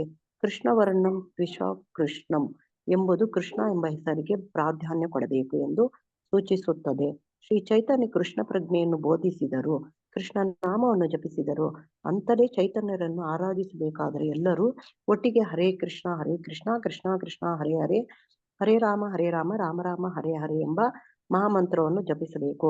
ದೇವಾಲಯಗಳಲ್ಲಿಯೂ ಇಗರ್ಜಿಗಳಲ್ಲಿಯೂ ಮಸೀದಿಗಳಲ್ಲಿಯೂ ಪೂಜಿಸಿ ಎಂದು ಪ್ರಸಾರ ಮಾಡಲು ಸಾಧ್ಯವಿಲ್ಲ, ಏಕೆಂದರೆ ಈಗಿನ ಜನರು ಅದರಲ್ಲಿ ಆಸಕ್ತಿಯನ್ನು ಕಳೆದುಕೊಂಡಿದ್ದಾರೆ. ಆದರೆ ಎಲ್ಲಿಯೇ ಆಗಲಿ ಎಲ್ಲೆಲ್ಲಿಯೂ ಜನರು ಹರೇ ಕೃಷ್ಣ ಎಂದು ಜಪಿಸಬಹುದಾಗಿದೆ. ಹೀಗೆ ಚೈತನ್ಯರನ್ನು ಪೂಜಿಸುವುದರ ಮೂಲಕ ಉತ್ಕೃಷ್ಟ ಕಾರ್ಯವನ್ನು ಆಚರಿಸಿ ಭಗವಂತನನ್ನು ತೃಪ್ತಿಗೊಳಿಸುವ ಅತ್ಯುನ್ನತ ಧಾರ್ಮಿಕ ಉದ್ದೇಶವನ್ನು ಸಾರ್ಥಕಗೊಳಿಸಬಹುದು. ಶ್ರೀ ಚೈತನ್ಯರ ಪ್ರಖ್ಯಾತ ಶಿಷ್ಯ ಶ್ರೀಲ ಸಾರ್ವಭೌಮ ಭಟ್ಟಾಚಾರ್ಯರು ಹೀಗೆ ಹೇಳಿದ್ದಾರೆ: ದಿವ್ಯವಾದ ಭಕ್ತಿ ಸೇವೆಯು ತತ್ವವು ಈಗ ನಷ್ಟವಾಗಿದೆ. ಭಕ್ತಿ ವಿಧಾನವನ್ನು ಮತ್ತೆ ನೀಡಲೆಂದು ಶ್ರೀ ಕೃಷ್ಣ ಚೈತನ್ಯರು ಅವತರಿಸಿದ್ದಾರೆ. ಅವರು ಕರುಣಾಮಯಿಗಳಾಗಿದ್ದರಿಂದ ಕೃಷ್ಣ ಪ್ರೇಮವನ್ನು ವಿತರಿಸುತ್ತಿದ್ದಾರೆ. ಗುಂಜಾರವದ ದುಂಬಿಗಳು ಕಮಲ ಪುಷ್ಪವನ್ನು ಹೊಗಳುವಂತೆ ಎಲ್ಲರೂ ಮತ್ತೆ ಮತ್ತೆ ಅವರ ಪಾದಕಮಲವನ್ನು ಹೋಗಬೇಕು. ಮಹಾಭಾರತದಲ್ಲಿನ ದಾನ ಧರ್ಮ ಪರ್ವದ 189ನೇ ಅಧ್ಯಾಯ ಶ್ರೀ ವಿಷ್ಣು ಸಹಸ್ರನಾಮದಲ್ಲಿಯೂ ಕೂಡ ಚೈತನ್ಯ ಮಹಾಪ್ರಭುಗಳ ಅವತಾರದ ಪ್ರಸ್ತಾವ ಇದೆ. ಶ್ರೀಲ ಗೋಸ್ವಾಮಿಗಳು ಮಾಡಿರುವ ಈ ಉಲ್ಲೇಖ ಹೀಗಿದೆ: ಸುವರ್ಣವರ್ಣೋ ಹೇಮಾಂಗೋ ವರಾಂಗ ಚಂದನಾಂಗದಿ. ಮುಂಚಿನ ಲೀಲೆಗಳಲ್ಲಿ ಅವರು ಸುವರ್ಣವರ್ಣದ ಗೃಹಸ್ಥನ ಹಾಗೆ ಆವಿರ್ಭವಿಸುತ್ತಾರೆ. ಅವರ ಅಂಗಾಂಗಗಳು ಸುಂದರವಾಗಿದೆ. ಅವರ ಶರೀರವು ಚಂದನ ಪೂಸಿತವಾಗಿ ಸುವರ್ಣ ದ್ರವದಂತೆ ಗೋಚರವಾಗುತ್ತದೆ. ಸನ್ಯಾಸ ಕೃಚ್ಛಮಃ ಶಾಂತೋ ನಿಷ್ಠಾ ಶಾಂತಿ ಪರಾಯಣಃ ಎಂದು ಅವರು ಉಲ್ಲೇಖಿಸಿದ್ದಾರೆ. ಅವರು ಅನಂತರದ ಲೀಲೆಗಳಲ್ಲಿ ಸನ್ಯಾಸವನ್ನು ಸ್ವೀಕರಿಸಿ ಶಾಂತರಾಗಿಯೂ ಸಮಚಿತ್ತರಾಗಿಯೂ ಇರುತ್ತಾರೆ. ಭಕ್ತರಲ್ಲದ ಮಾಯಾವಾದಿಗಳನ್ನು ಅವರು ಮೂಕರನ್ನಾಗಿ ಮಾಡುತ್ತಾರೆ. ಅವರೇ ಶಾಂತಿ ಮತ್ತು ಭಕ್ತಿಯ ಅತ್ಯುನ್ನತ ಧಾಮ. ಹರೇ ಕೃಷ್ಣ ಪ್ರಭು ದಂಡ. ಹರೇ ಕೃಷ್ಣ. ತುಂಬಾ ಧನ್ಯವಾದ ಮಾತಾಜಿ. ನೋಡಿ, ಈ ಕಾಲದಲ್ಲಿ ಯಜ್ಞ ಮಾಡ್ಕೊಂಡು ತಪಸ್ ಮಾಡ್ಕೊಂಡು ಹಂಗ್ ಕುತ್ಕೊಳ್ಳೋದೆಲ್ಲ ತುಂಬಾ ಕಷ್ಟ. ನೋಡಿ ಅದೇ ಇಲ್ಲಿ ನೋಡಿ, ಇಲ್ಲಿ ಚಿತ್ರದಲ್ಲಿ ಇಲ್ಲಿ ತೋರಿಸ್ತೀನಿ ನೋಡಿ. ನೋಡಿ ಇವರೆಲ್ಲರೂ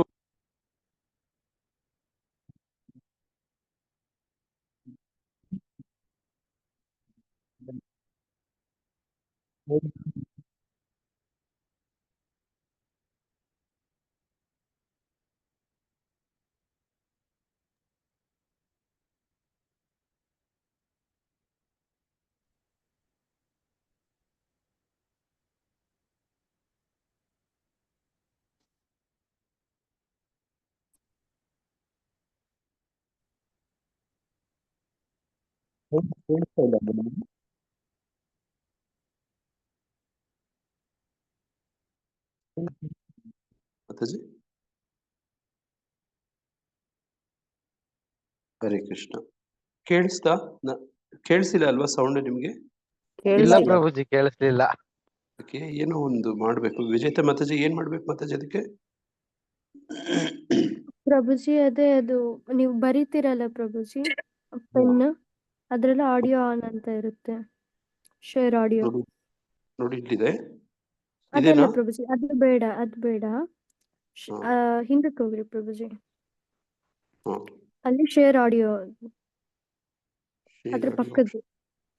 ನಿಮ್ಮನ್ನು ಹೋಸ್ಟ್ ಮಾಡ್ತೀನಿ, ಮಾಡ್ತೀರಾ? ಕೋ ಹೋಸ್ಟ್ ಮಾಡ್ತೀನಿ.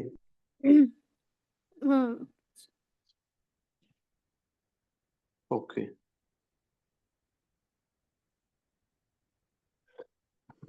ನಿಮ್ಮನ್ನು ಕೋ ಹೋಸ್ಟ್ ಮಾಡಿದ್ದೀನಿ, ನೀವೇ ಪ್ಲೇ ಮಾಡಿ. ಈಗ ಎಲ್ಲಿ ಆಪ್ಷನ್ ತೋರಿಸಿ? ಅದೇ ಪ್ರಭುಜಿ ಪೆನ್ನಿಂದ ಇತ್ತಲ್ಲ ಪ್ರಭುಜಿ, ಅಲ್ಲಿಗೆ ಹೋಗೋ ಅಂತ ಫಸ್ಟ್ ಸ್ಟೆಪ್ ಒಂದ್ಸರಿ ನಾನು ಶೇರ್ ಮಾಡಿ ತೋರಿಸ್ಲಾ ಪ್ರಭುಜಿ ನಿಮ್ಗೆ? ನೋಡಿ ಹಿಂಗೆ ಏನ್ ಹೇಳಕ್ ಪ್ರಯತ್ನ ಪಡ್ತಿದ್ದೀನಿ ಅಂದ್ರೆ, ನೀವೇ ನೋಡಿ. ನೋಡಿ ಈ ಇದು ಇದೆಯಲ್ಲ ಪ್ರಭುಜಿ, ಈಗ ಇಲ್ಲಿ ಪೆನ್ ಅಲ್ಲಿ ಶೇರ್ ಆಡಿಯೋ ಓಕೆ ಓಕೆ, ಅದು ಆನ್ ಮಾಡಿದ್ರೆ ಸರಿ ಹೋಗುತ್ತೆ. Thank you Mataji. ನೋಡಿ ಹಿಂಗೆ ಇದು ಬಹಳ ಆನಂದದಿಂದ ಕೂಡಿರುವಂಥದ್ದು, ಎಲ್ಲರೂ ಮಾಡ್ಬೋದಾಗಿರುವಂಥದ್ದು. ನೋಡಿ ಆಡಿಯೋ ಆನ್. ನೋಡಿ ನೋಡಿ ಇವ್ರು ಎಷ್ಟು ಆನಂದದಿಂದ ಸಂಕೀರ್ತನೆ ಮಾಡ್ತಿದ್ದಾರೆ ನೋಡ್ರಿ. ಇವರೆಲ್ಲರೂ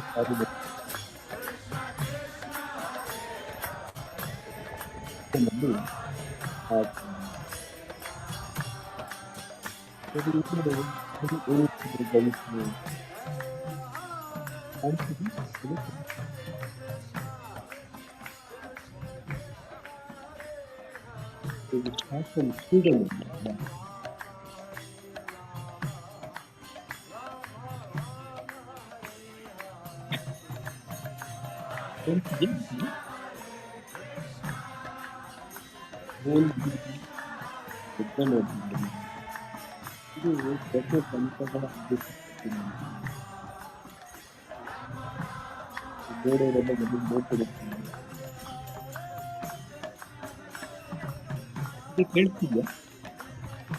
ಪ್ರಭುಜಿ ನೀವು ಮಾತಾಡೋದು ಕಟ್ ಆಗ್ತಿದೆ ಪ್ರಭುಜಿ. ಇದು ರೆಕಾರ್ಡಿಂಗ್ ಕೇಳಿಸ್ತಾ ಇದೆ. ಕೇಳಿಸ್ತಾ ಇದೆ.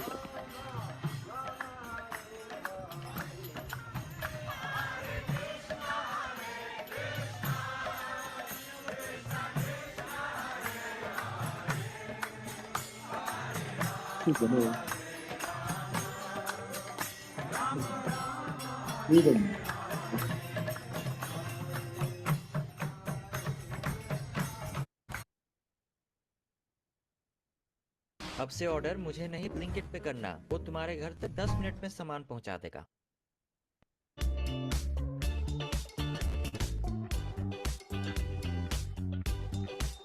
ಸಂಡೆ ನಮ್ಮ ಟೆಂಪಲ್ ನಲ್ಲೂ ಅಷ್ಟೇ ಪ್ರಭು, ಎಷ್ಟು ಕುಣಿದ್ರ ಅಂದ್ರೆ ಅಷ್ಟು ಕುಣಿದಾಗ್ತದೆ.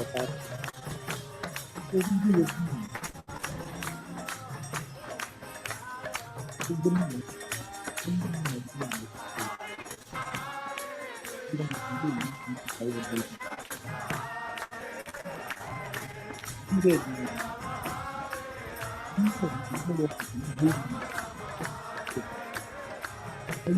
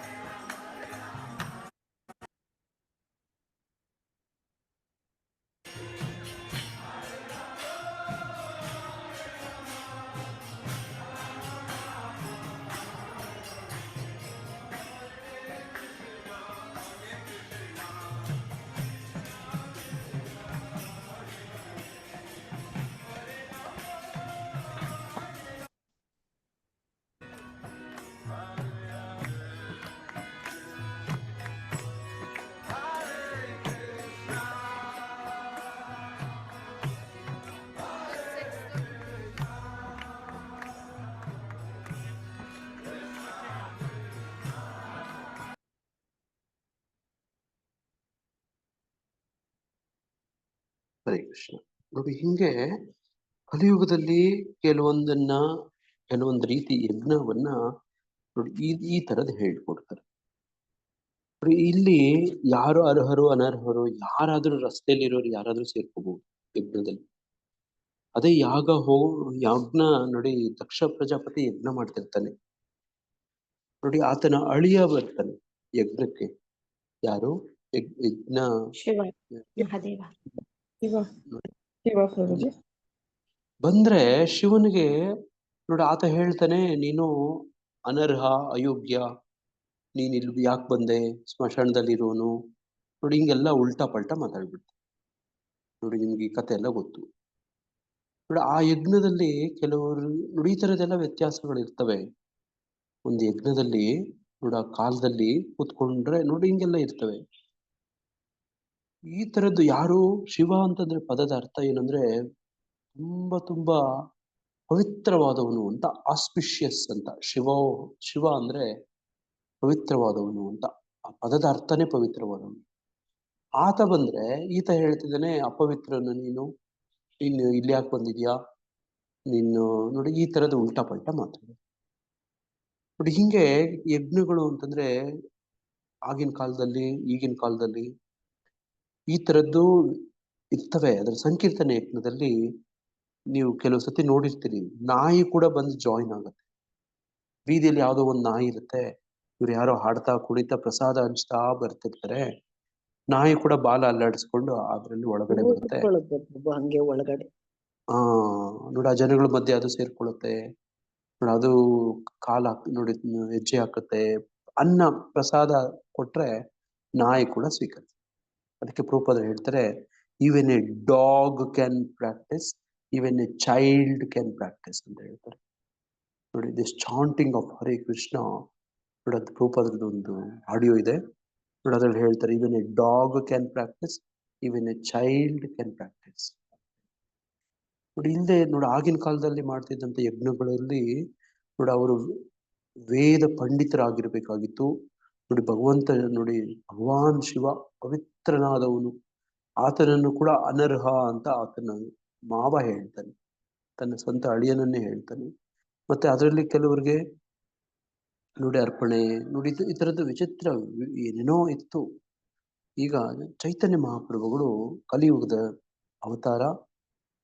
ನೋಡಿ ಕಲಿಯುಗದಲ್ಲಿ ಯಜ್ಞ ನಮ್ಮ ಇಸ್ಕಾನಲ್ಲಿ ಈ ಹಿಂದಿನ ಯುಗಗಳಲ್ಲಿ ಮಾಡುವವನು ಕೂಡ ಮಾಡಿಸ್ತಾರೆ. ನೋಡಿ ದ್ವಾಪರ ಯುಗದಲ್ಲಿ ದೇವಸ್ಥಾನಗಳ ಶ್ರೀ ವಿಗ್ರಹ ಆರಾಧನೆ ಯಜ್ಞ ಆಗಿತ್ತು, ಮಾಡಬೇಕಾದಂತ ಒಂದು ವಿಧಾನ, ಧಾರ್ಮಿಕ ಚಟುವಟಿಕೆ ಆಗಿತ್ತು. ಹಾಗೇನೆ ಹೋಮ ತ್ರೇತಾಯುಗದಲ್ಲಿ ಆಗಿತ್ತು. ಹಾಗೇನೆ ಧ್ಯಾನ ಮಾಡೋದು ಸತ್ಯಯುಗದಲ್ಲಿ ಆಗಿತ್ತು. ಈ ಮೂರು ಕೂಡ ಇಸ್ಕಾನ್ ಅಲ್ಲಿ ಮಾಡಿಸ್ತಾರೆ, ನೀವು ನೋಡಿರ್ತೀರಿ. ಯಜ್ಞ ಹೋಮ ಮಾಡಲ್ವಾ, ಸ್ವಾತಿ ಹೋಮ ಎಲ್ಲ ಮಾಡಲ್ವಾ ಇಸ್ಕಾನ್ ಅಲ್ಲಿ? ಮಾಡ್ತಾರೆ ಪ್ರಭುಜಿ. ಮಾಡ್ತಾರೆ. ದೇವಸ್ಥಾನ ವಿಗ್ರಹ ಎಲ್ಲ ಆರಾಧನೆ ನೋಡಿ 5 ಮಾಡಬೇಕು. ನೋಡಿ ಅಂಗಗಳು, ಭಕ್ತಿ ಅಂಗಗಳು 5, ಅದರಲ್ಲಿ ಶ್ರೀ ವಿಗ್ರಹ ಆರಾಧನೆ, ಮಥುರಾವಾಸ, ನೋಡಿ ನಾಮ ಸಂಕೀರ್ತನ, ನೋಡಿ ಭಾಗವತ ಸೇವಾ, ನೋಡಿ ಈ ಥರದ್ದೆಲ್ಲ ಹೇಳ್ತಾರಲ್ವಾ. ಅದರಲ್ಲಿ ಮತ್ತೆ ಶ್ರೀ ವಿಗ್ರಹ ಆರಾಧನೆ ಎಲ್ಲ ಯಾಕೆ ಹೇಳ್ಬೇಕು ಮತ್ತೆ? ಯಾವಾಗ ಇದೆಲ್ಲ ಅಧಿಕಾರ, ಅರ್ಹತೆ, ಯೋಗ್ಯತೆ ಸಿಗುತ್ತೆ ಅಂದ್ರೆ ಯಾರು ಈ ಧರ್ಮದ ಯಜ್ಞ ಸಂಕೀರ್ತನ ಯಜ್ಞ ಇದೆಯಲ್ಲ ಅದನ್ನ ಮಾಡಿದವ್ರಿಗೆ ಮಾಡ್ತಾ ಮಾಡ್ತಾ ಮಾಡ್ತಾ ಮಾಡ್ತಾ ಮಾಡ್ತಾ ಬೇಕಾದ್ರೆ ಯಜ್ಞ ಈ ಅಗ್ನಿಯಿಂದ ಮಾಡುವಂತ ಯಜ್ಞಗಳು, ಹೋಮಗಳು ಕೂಡ ಮಾಡ್ಬೋದು. ಶ್ರೀ ವಿಗ್ರಹ ಆರಾಧನೆ ಕೂಡ ಮಾಡ್ಬೋದು. ಯಾರು ಈ ಯುಗ ಧರ್ಮವನ್ನ ಯಾರು ಪಾಲಿಸುವಂತ ಸಂಕೀರ್ತನ ಯಜ್ಞದಲ್ಲಿ ತೊಡಗಿರೋರು ನೋಡಿ, ಅಂಥವ್ರು ಬೇಕಾದ್ರೆ ಮಾಡ್ಬೋದು. ಅವರು ನೋಡಿ, ಅವರು ಅನರ್ಹರು ಕೂಡ ಅರ್ಹರಾಗ್ಬಿಡ್ತಾರೆ, ಅಯೋಗ್ಯರು ಕೂಡ ಯೋಗ್ಯರಾಗ್ಬಿಡ್ತಾರೆ. ದೋಷಗಳಿದ್ರೇನು ಕೂಡ ನೋಡಿ ಅದು ಸರಿ ಹೋಗ್ಬಿಡುತ್ತೆ. ಹೆಂಗೆ? ಭಾಗವತದಲ್ಲಿ ಶ್ಲೋಕ ನೋಡಿ, ನಮ್ಮ ಪರೀಕ್ಷಿತ್ ಮಹಾರಾಜ್ ಕೇಳ್ತಾರೆ, ಮುಂದಿನ ಕಲಿಯುಗದ ಜನಗಳಿಗೆ ಇಷ್ಟಿಷ್ಟೆಲ್ಲ ಕಷ್ಟ ಇರುತ್ತಲ್ಲ, ಬಾಧೆ ಇರುತ್ತಲ್ಲ, ಹೆಂಗೆ ಅವ್ರಿಗೆಲ್ಲ ಗತಿ ಏನು ಅವರು ಅಂತ ಕೇಳಿದ್ರೆ ನೋಡಿ, ಅವ್ರ ಗುರುಗಳು ಹೇಳ್ತಾರೆ, ಸುಖದೇವ್ ಗೋಸ್ವಾಮಿ ನೋಡಿ, ಕಲೇರ್ ದೋಷ ನಿಧಿ ರಾಜನ್, ಕಲಿ ದೋಷಗಳ ನಿಧಿ. ಅದಕ್ಕೋಸ್ಕರನೇ ನೋಡಿ ನಾವು ಧ್ಯಾನ ಮಾಡೋಕ್ಕಾಗಲ್ಲ, ಶ್ರೀ ವಿಗ್ರಹ ಆರಾಧನೆ ಮಾಡೋಕ್ಕಾಗಲ್ಲ, ನೋಡಿ ಈ ಅಗ್ನಿ ಹೋಮ ಹವನಗಳೆಲ್ಲ ಮಾಡೋಕ್ಕಾಗಲ್ಲ, ನೋಡಿ ಈ ಥರದ್ದೆಲ್ಲ ಮಾಡೋಕ್ಕಾಗಲ್ಲ. ಕಲೇರ್ ದೋಷ ನಿಧಿ ರಾಜನ್ ನೋಡಿ, ಅಸ್ಥಿರೋಕೋ ಏಕೋ ಮಹಾತ್ ಗುಣ. ಆದ್ರೂ ಕೂಡ ಒಂದು ಮಹಾಗುಣ ಇದೆ ಕಲಿಯುಗದಲ್ಲಿ, ಅದೇನಂದ್ರೆ ಕೀರ್ತನೆ ವಹ ಕೃಷ್ಣಸ್ಯ. ಕೃಷ್ಣನೇನಾದ್ರು ಕೀರ್ತನೆ ಮಾಡಿದ್ರೆ ಮುಕ್ತ ಸಂಗಮ್ ಪರಂ ರಜಯಿತ್ ನೋಡಿ, ಆ ದೋಷಗಳೆಲ್ಲ ಹೋಗ್ತವೆ, ಮತ್ತೆ ಪರಂ ರಜಯಿತ್ ಆಗ್ಬಿಡುತ್ತೆ. ಪರಂ ರಜಯಿತ್ ಅಂದ್ರೆ ಏನು? ಸುಪ್ರೀಂ ಬೆಸ್ಟ್ ಸ್ಯಾಕ್ರಿಫೈಸ್ ಮತ್ತೆ ಬೆಸ್ಟ್ ಸರ್ವಿಸ್ ಅಂತ ಪರಂ ರಜಯಿತ್ ನೋಡಿ. ಮುಕ್ತ ಸಂಗಮ್ ನೋಡಿ, ಏನೆಲ್ಲ ನಮಗೆ ಅಂಟ್ಕೊಂಡು ಹಿಡ್ಕೊಂಡು ಪೀಡಿಸ್ಕೊಂಡು ಬಾಧಿಸ್ಕೊಂಡು ಕಾಡಿಸ್ಕೊಂಡಿದಾವಲ್ವಾ, ಇವೆಲ್ಲ ಬಿಟ್ಟು ಹೋಗ್ಬಿಡ್ತಾವಂತೆ ನೋಡಿ, ಇವೆಲ್ಲ ಬಿಟ್ಟು ಹೋಗ್ತವೆ ನೋಡಿ, ಈ ಥರದ್ದಾಗುತ್ತೆ ಅಂತ. ಹಾಗಾಗಿ ಯಜ್ಞಗಳಲ್ಲಿ ನೋಡಿ ನಮ್ಮ ಗುರು ಮಹಾರಾಜ್ ಹೇಳ್ತಿದ್ರು, ನಮ್ಮ ನರಸಿಂಹಗಿರಿಧಾರಿ ಮಂದಿರದಲ್ಲಿ ನೋಡಿ ಶ್ರೀ ವಿಗ್ರಹಗಳಲ್ಲಿ ಮೇಲೆ ಮೊದಲನೇ ಫ್ಲೋರಲ್ಲಿ ನೋಡಿ ರಾಧಾಕೃಷ್ಣ, ಚೈತನ್ಯ ಮಹಾಪ್ರಭು 3 ವಿಗ್ರಹಗಳಿದಾವೆ. ನೀವು ಯಾವಾಗೆಲ್ಲ ಬರ್ತಿರೋ ಆಗ ಗಮನಿಸಿ ದರ್ಶನ ಮಾಡಿ. ಶ್ರೀ ಶ್ರೀ ಗಾಂಧರ್ವ ಗಿರಿಧಾರಿ ಶ್ರೀಮನ್ ಮಹಾಪ್ರಭು ಶ್ರೀ ವಿಗ್ರಹಗಳಿದಾವೆ. ಆ 3 ವಿಗ್ರಹಗಳಲ್ಲಿ ಚೈತನ್ಯ ಮಹಾಪ್ರಭುಗಳ ವಿಗ್ರಹ ಎತ್ತರವಾಗಿದೆ ನೋಡಿ. ಕೃಷ್ಣನ ಗಿರಿಧಾರಿಗೆ ಹೋಲಿಸಿದ್ರೆ ಮಹಾಪ್ರಭು ವಿಗ್ರಹ ಎತ್ತರವಾಗಿದೆ. ಅದರ ನಂತರದ ಎತ್ತರ ಗಿರಿಧಾರಿ ಇದೆ, ಅದಕ್ಕೆ ಕಡಿಮೆ ಅಂತ ಎತ್ತರ ನೋಡಿ ಗಾಂಧರ್ವ ಇದೆ ನೋಡಿ. ಹಿಂಗೆ ಯಾಕೆ ಹಿಂಗೆ ಅಂತಂದ್ರೆ, ದಕ್ಷಿಣ ಭಾರತದಲ್ಲಿ ಈ ಯಜ್ಞವನ್ನ, ಯಾವುದು ಸಂಕೀರ್ತನ ಯಜ್ಞವನ್ನ, ಈ ಯಜ್ಞಪತಿ ಸಂಕೀರ್ತನ ಯಜ್ಞಪತಿ ಚೈತನ್ಯ ಮಹಾಪ್ರಭುಗಳನ್ನ ವಿಶೇಷವಾಗಿ ದಕ್ಷಿಣ ಭಾರತದಲ್ಲಿ ಪ್ರಚಾರ ಮಾಡಬೇಕು, ಪರಿಚಯ ಮಾಡಿಕೊಡ್ಬೇಕು ಅನ್ನೋ ಉದ್ದೇಶದಿಂದ ಚೈತನ್ಯ ಮಹಾಪ್ರಭುಗಳ ಶ್ರೀ ವಿಗ್ರಹದ ಎತ್ತರ ಸ್ವಲ್ಪ ಹೆಚ್ಚು, ಕೆಲವು ಇಂಚುಗಳು ಎತ್ತರ ಇರಬೇಕು ಅಂತ ಗುರು ಮಹಾರಾಜರ ಆಜ್ಞೆ ಮಾಡಿದ್ರು ನೋಡಿ. ಆ ಪ್ರಕಾರ ಅವರ ಉದ್ದೇಶ, ಅವರ ದೂರದೃಷ್ಟಿ ನೋಡಿ, ಪ್ರದೇಶಕ್ಕೆ ಅನುಗುಣವಾಗಿ, ಪರಿಸ್ಥಿತಿಗೆ ಅನುಗುಣವಾಗಿ, ಕಾಲಕ್ಕೆ ಅನುಗುಣವಾಗಿ ನೋಡಿ ನಮ್ಮ ಮಹಾಪ್ರಭು ವಿಗ್ರಹ ಎತ್ತರ ಇದೆ, ನೋಡಿದ್ದೀರಾ? ಹೌದು ಪ್ರಭು. ಅಲ್ವಾ? ಇನ್ನೊಂದ್ಸತಿ ಬಂದಾಗ ಗಮನಿಸಿ. ಹಾಗೆ ಇದು ಯುವ ಧರ್ಮ, ಆ ಯುಗಪತಿ ನೋಡಿ. ಹಂಗೆ ಇದು ಧರ್ಮ ಗ್ರಂಥಗಳ ಆದೇಶಕ್ಕೆ ಅನುಗುಣವಾಗಿ ಕರ್ತವ್ಯ ದೃಷ್ಟಿಯಿಂದ ಫಲಾಪೇಕ್ಷೆ ಇಲ್ಲದವರು ಮಾಡುವ ಯಜ್ಞವು ಸಾತ್ವಿಕವಾದದ್ದು. ಭಾವಾರ್ಥದಲ್ಲಿ ಪ್ರಭುಪಾದರು ಹೇಳ್ತಾರೆ, ಮನಸ್ಸಿನಲ್ಲಿ ಒಂದು ಉದ್ದೇಶವನ್ನು ಇಟ್ಟುಕೊಂಡು ಸಾಮಾನ್ಯವಾಗಿ ಯಜ್ಞವನ್ನು ಮಾಡುತ್ತಾರೆ. ಎಲ್ಲರೂ ಯಾವ ಒಂದು ಯಜ್ಞ ಮಾಡ್ತೀರಿ, ಯಜ್ಞ ಅಂದ್ರೆ ಇಂಗ್ಲಿಷ್ ಅಲ್ಲಿ ಏನ್ ಹೇಳ್ತಾರೆ? ಇಂಗ್ಲಿಷ್ ಅಲ್ಲಿ ಅದರ ಟ್ರಾನ್ಸ್ಲೇಷನ್ ಏನು? ಸ್ಯಾಕ್ರಿಫೈಸ್. ಅಂದ್ರೆ ಏನು ಇಂಗ್ಲಿಷ್ ಅಲ್ಲಿ? ಸ್ಯಾಕ್ರಿಫೈಸ್ ಅಂದ್ರೆ ಏನು? ತ್ಯಾಗ ಅಂತ. ತ್ಯಾಗ ಅಂದ್ರೆ ಯಜ್ಞ ಅಂತಾನು ಹೇಳ್ತಾರೆ. ಹಂಗಂದ್ರೆ ಏನು? ಯಜ್ಞ, ತ್ಯಾಗ, ಕನೆಕ್ಷನ್ ಪ್ರಭು. ಹಂಗಂದ್ರೆ ನಾವು ಬಿಟ್ಕೊಡ್ತಾ ಏನೊಂದು ನಮ್ ಅನ್ಕಂಫರ್ಟಬಲ್ ಆಗಿರೋದನ್ನ ಮಾಡ್ತಾ ಇದ್ದೀವಿ. ನೋಡಿ ನಂದು ಅಂತ ಏನೋ ಒಂದು ಇರುತ್ತೆ ನೋಡಿ, ಅದನ್ನ ಕೊಡೋದು ಬೇರೆಯವ್ರಿಗೆ. ನೋಡಿ ತ್ಯಾಗ ಮಾಡೋದು, ಬಲಿದಾನ ಕೊಡೋದು, ಸಮರ್ಪಣೆ ಮಾಡೋದು, ನಂದು ಅಂತ ಏನೋ ಒಂದಿರುತ್ತೆ ನೋಡಿ ಅಲ್ವಾ, ಅದನ್ನ ಇನ್ನೊಬ್ಬರಿಗೆ ಕೊಡೋದು. ನೋಡಿ ಬಾಕಿ ಈ ಧರ್ಮಗಳಲ್ಲಿ ನೋಡಿ, offer R kill A religious sacrifice, A great the goat was sacrificed at the shrine. ನೋಡಿ an act of slaughtering an animal or a person or surrendering a possession is an offering to God or a divine or supernatural figure. They offer sacrifices to the spirits. ನೋಡಿ ಈ ತರದೆಲ್ಲ ಬರುತ್ತೆ. ತ್ಯಾಗ, ನನ್ನದು ಅಂತ ಏನೋ ಒಂದಿರುತ್ತಲ್ಲ ಅದನ್ನ ಕೊಡೋದು ಯಜ್ಞ.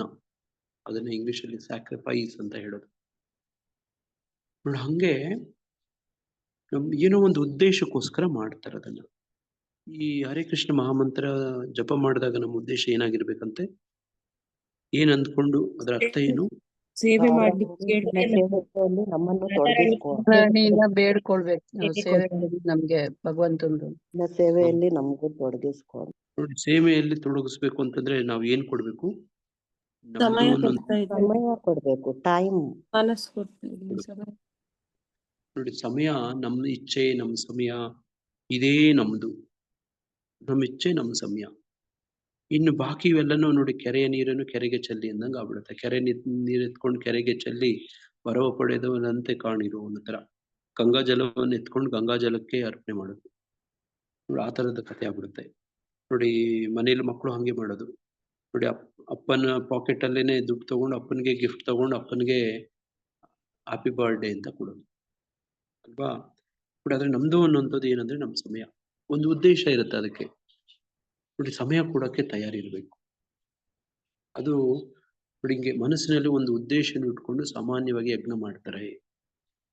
ಆದ್ರೆ ಇಂಥ ಯಾವ ಆಸೆಯೂ ಇಲ್ಲದೆ ಯಜ್ಞ ಮಾಡ್ಬೇಕೆಂದು ಇಲ್ಲಿ ಹೇಳಿದೆ. ನಾವೇನು ಆಸೆ ಪಡ್ತೀವಿ ಜಪ ಮಾಡ್ಬೇಕಾದ್ರೆ, ನಮ್ಮನ್ನು ಸೇವೆಯಲ್ಲಿ ತೊಡಗಿಸ್ಕೋ ಅನ್ನೋ ಆಸೆ ಅಲ್ವಾ. ನೋಡಿ ಆಸೆಯ ದುಃಖಕ್ಕೆ ಮೂಲ ಅಂತ ಆಸೆನೆ ಪಡೆದೇ ಇರಕ್ಕಾಗಲ್ಲ. ಆಸೆಯನ್ನ ನಾವು ಪರಿವರ್ತನೆ ಮಾಡ್ಕೊಳ್ಬೇಕು. ಅದೇನು? ಸೇವೆಯಲ್ಲಿ ತೊಡಗಿಸ್ಕೊಳ್ಳುವಂತ ಒಂದು. ನೋಡಿ ಆಸೆಯೂ ಇಲ್ಲದೆ ಯಜ್ಞ ಮಾಡಬೇಕೆಂದು ಇಲ್ಲಿ ಹೇಳಿದೆ. ಅದನ್ನು ಕರ್ತವ್ಯವೆಂದು ಮಾಡಬೇಕು. ದೇವಸ್ಥಾನಗಳಲ್ಲಿ ಅಥವಾ ಚರ್ಚುಗಳಲ್ಲಿ ಆಚರಿಸುವ ವಿಧಿಗಳನ್ನು ನೋಡಿ ಅವನ್ನು ಸಾಮಾನ್ಯವಾಗಿ ಐಹಿಕ ಲಾಭದ ಉದ್ದೇಶಕ್ಕಾಗಿ ಮಾಡುತ್ತಾರೆ. ಆದರೆ ಅದು ಸಾತ್ವಿಕವಲ್ಲ. ನೋಡಿ ನಮ್ಗೆ ದೇವಸ್ಥಾನಕ್ಕೆ ಹೋಗಿದ ತಕ್ಷಣ ನಮಗೆ ಕೆಲವೆಲ್ಲ ಜ್ಞಾಪಕ ಬಂದ್ಬಿಡ್ತವೆ. ಏನೇನೆಲ್ಲ ಬೇಕು, ಲೀಸ್ಟ್ ಡಿಮ್ಯಾಂಡ್ ರಿಕ್ವೆಸ್ಟ್ಗಳು ಎಲ್ಲ ಜ್ಞಾಪಕ ಬಂದ್ಬಿಡ್ತವೆ ಅಲ್ವಾ. ನೋಡಿ ಅದು ಸಾತ್ವಿಕ ಅಲ್ಲ. ಮನುಷ್ಯನು ದೇವಸ್ಥಾನಕ್ಕೆ ಅಥವಾ ಚರ್ಚ್ಗೆ ಕರ್ತವ್ಯ ಎಂದು ಹೋಗಬೇಕು. ದೇವೋತ್ತಮ ಪರಮ ಪುರುಷನಿಗೆ ಗೌರವವನ್ನು ಸಲ್ಲಿಸಬೇಕು ಮತ್ತು ಹೂಗಳನ್ನು ನೈವೇದ್ಯವನ್ನು ಅರ್ಪಿಸಬೇಕು. ಇದು ಷಡ್ವಿಧ ಪ್ರೀತಿ ಲಕ್ಷಣ. ನೋಡಿ ನಾವಿಂದ ಚರ್ಚೆ ಮಾಡಿದ್ವಿ. ಯಾರಾದ್ರೂ ಯಾರನ್ನಾದ್ರೂ ಪ್ರೀತಿಸ್ತಾರೆ ಅಂದ್ರೆ ಸುಮ್ಮನೆ ಬಾಯಲ್ಲಿ ಹೇಳಿದ್ರೆ ಸಾಕಾಗಲ್ಲ. ನೋಡಿ ಈ ತರದ್ದು ರೂಪಾದ್ರು ಗುರು ಮಹಾರಾಜ್ಗೆ ಹೇಳಿದ್ರು, ಪ್ರತಿದಿನ ನನಗೊಂದು ಹೂವ ತಂದ್ಕೊಡು, ರೋಸ್ ತಂದ್ಕೊಡು ಅಂತ ಹೇಳಿದ್ರು. ನೋಡಿ ಹಂಗೆ ಹೂವುಗಳನ್ನು ನೈವೇದ್ಯವನ್ನ ಅರ್ಪಿಸ್ಬೇಕು. ಏನಾದ್ರೂ ಆಫರ್ ಮಾಡ್ಬೇಕು. ಅದಕ್ಕೆ ದೇವಸ್ಥಾನಕ್ಕೆ ಬಂದಾಗ ಏನಾದ್ರೂ ತಗೊಂಡ್ ಬನ್ನಿ ಅಂತ ಹೇಳ್ತಾರೆ. ಬರೀ ಕೈಯಲ್ಲಿ ಬರಬೇಡಿ. ಕೆಲವ್ರನ್ನೆಲ್ಲ ನೋಡಕ್ ಹೋದಾಗ ಬರೀ ಕೈಯಲ್ಲಿ ಹೋಗ್ಬಾರ್ದಂತೆ. ಯಾರ್ಯಾರನ್ನ ಬರೀ ಕೈಯಲ್ಲಿ ಯಾರಾದ್ರೂ ಮನೆಗೆ ಹೋದ್ರೆ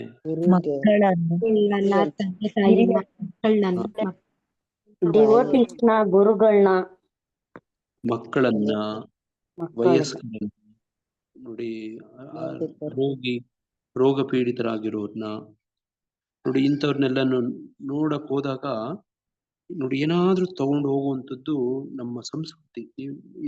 ನೀವೆಲ್ಲ ಹಂಗೆ ಮಾಡಿರ್ತೀರಿ ಅಲ್ವಾ. ಏನಾದ್ರೂ ಕೈಯಲ್ಲಿ ತಗೊಂಡು ಹೋಗ್ಬೇಕು ನೋಡಿ ಆತರ. ಈ ದೇವಸ್ಥಾನದಲ್ಲಿ ಭಗವಂತ ವಿಗ್ರಹನು ಕೂಡ ಆತರ ವ್ಯಕ್ತಿ. ಏನಾದ್ರೂ ತಗೊಂಡು ಹೋಗಿ, ಏನಾದ್ರೂ ಮನೆಯಿಂದ ಮಾಡ್ಕೊಂಡು ಹೋಗಿ, ಇಲ್ಲ ಕೊನೇ ಪಕ್ಷ ಒಂದ್ ಸ್ವಲ್ಪ ತುಳಸಿ ಎಲೆ ಆದ್ರೂ ತಗೊಂಡು ನೋಡಿ. ತುಳಸಿ ಅಂದ್ರೆ ಪದದ ಅರ್ಥ ಏನು? ಯಾವುದಕ್ಕೆ ಯಾವುದನ್ನು ಹೋಲ್ಸಕ್ಕಾಗಲ್ವೋ ಅದು ತುಳಸಿ. ನೋಡಿ ತೂಕ ಮಾಡಕ್ಕಾಗಲ್ಲ ಅದಕ್ಕೆ ಇನ್ನೊಂದಕ್ಕೆ, ಅದು ಅಂಥದ್ದು ತಗೊಂಡು ಹೋಗ್ಬೋದು. ಏನೂ ಇಲ್ಲ ಅಂದ್ರೆ ಒಂದ್ ಎಲೆ ತುಳಸಿ ಆದ್ರೂ ತಗೊಂಡು ಹೋಗ್ಬೋದು. ನೋಡಿ ನಿಮ್ಮ ಮನೆ ಮುಂದೆ ಒಂದು ಹೂವು ಇರುತ್ತೆ ನೋಡಿ, ಏನೋ ಒಂದು ಪತ್ರ ಇರುತ್ತೆ, ತಗೊಂಡು ಹೋಗ್ಬೋದು ಅಲ್ವಾ. ನೋಡಿ ಹಂಗೆ ಏನಾದ್ರೂ ಅರ್ಪಿಸೋವಂಥದ್ದನ್ನು ಕಲ್ತ್ಕೋಬೇಕು. ನೋಡಿ ನಿನ್ನೆ ರಥಯಾತ್ರೆ ಆನಂದ್ ಪ್ರಭು ಹೇಳ್ತಿದ್ರು, ಎಷ್ಟು ಪರ್ಸೆಂಟ್ ಕೃಷ್ಣ ಪ್ರಜ್ಞೆ ಕೊಡ್ಬೇಕಂತೆ ನಮ್ಮ ಆದಾಯದಲ್ಲಿ? 50%. 10%. 50% ಮೊದ್ಲು ಅಂತ 50 ಇತ್ತು, ಇವಾಗ ಅಟ್ಲೀಸ್ಟ್ 10 ಆದ್ರೂ ಕೊಡ್ಬೇಕು ಅಂತ. 25% ಆದ್ರೂ ಕೊಡ್ಬೇಕು, ಅಲ್ಲ ಅಂದ್ರೆ 5% ಆದ್ರೂ ಕೊಡಿ ಅಂತ. ನೋಡಿ 50% ಕೊಡ್ಬೇಕು ಆಕ್ಚುಲಿ. 25% 25 ಭಾಗ ನಮ್ಮ ಆಪತ್ಕಾಲಕ್ಕೆ ಇಟ್ಕೋಬೇಕು, 25% ನಮ್ಮ ಕುಟುಂಬ ನಿರ್ವಹಣೆಗೆ ಇಟ್ಕೋಬೇಕು, 50% ಕೃಷ್ಣ ಪ್ರಜ್ಞೆ ಪ್ರಚಾರಕ್ಕೆ ವಿನಿಯೋಗಿಸ್ಬೇಕು ಅಂತ ನೋಡಿ ರೂಪ ಗೋಸ್ವಾಮಿಗಳು ಕೊಟ್ಟಿರುವಂತ ಲೆಕ್ಕಾಚಾರ.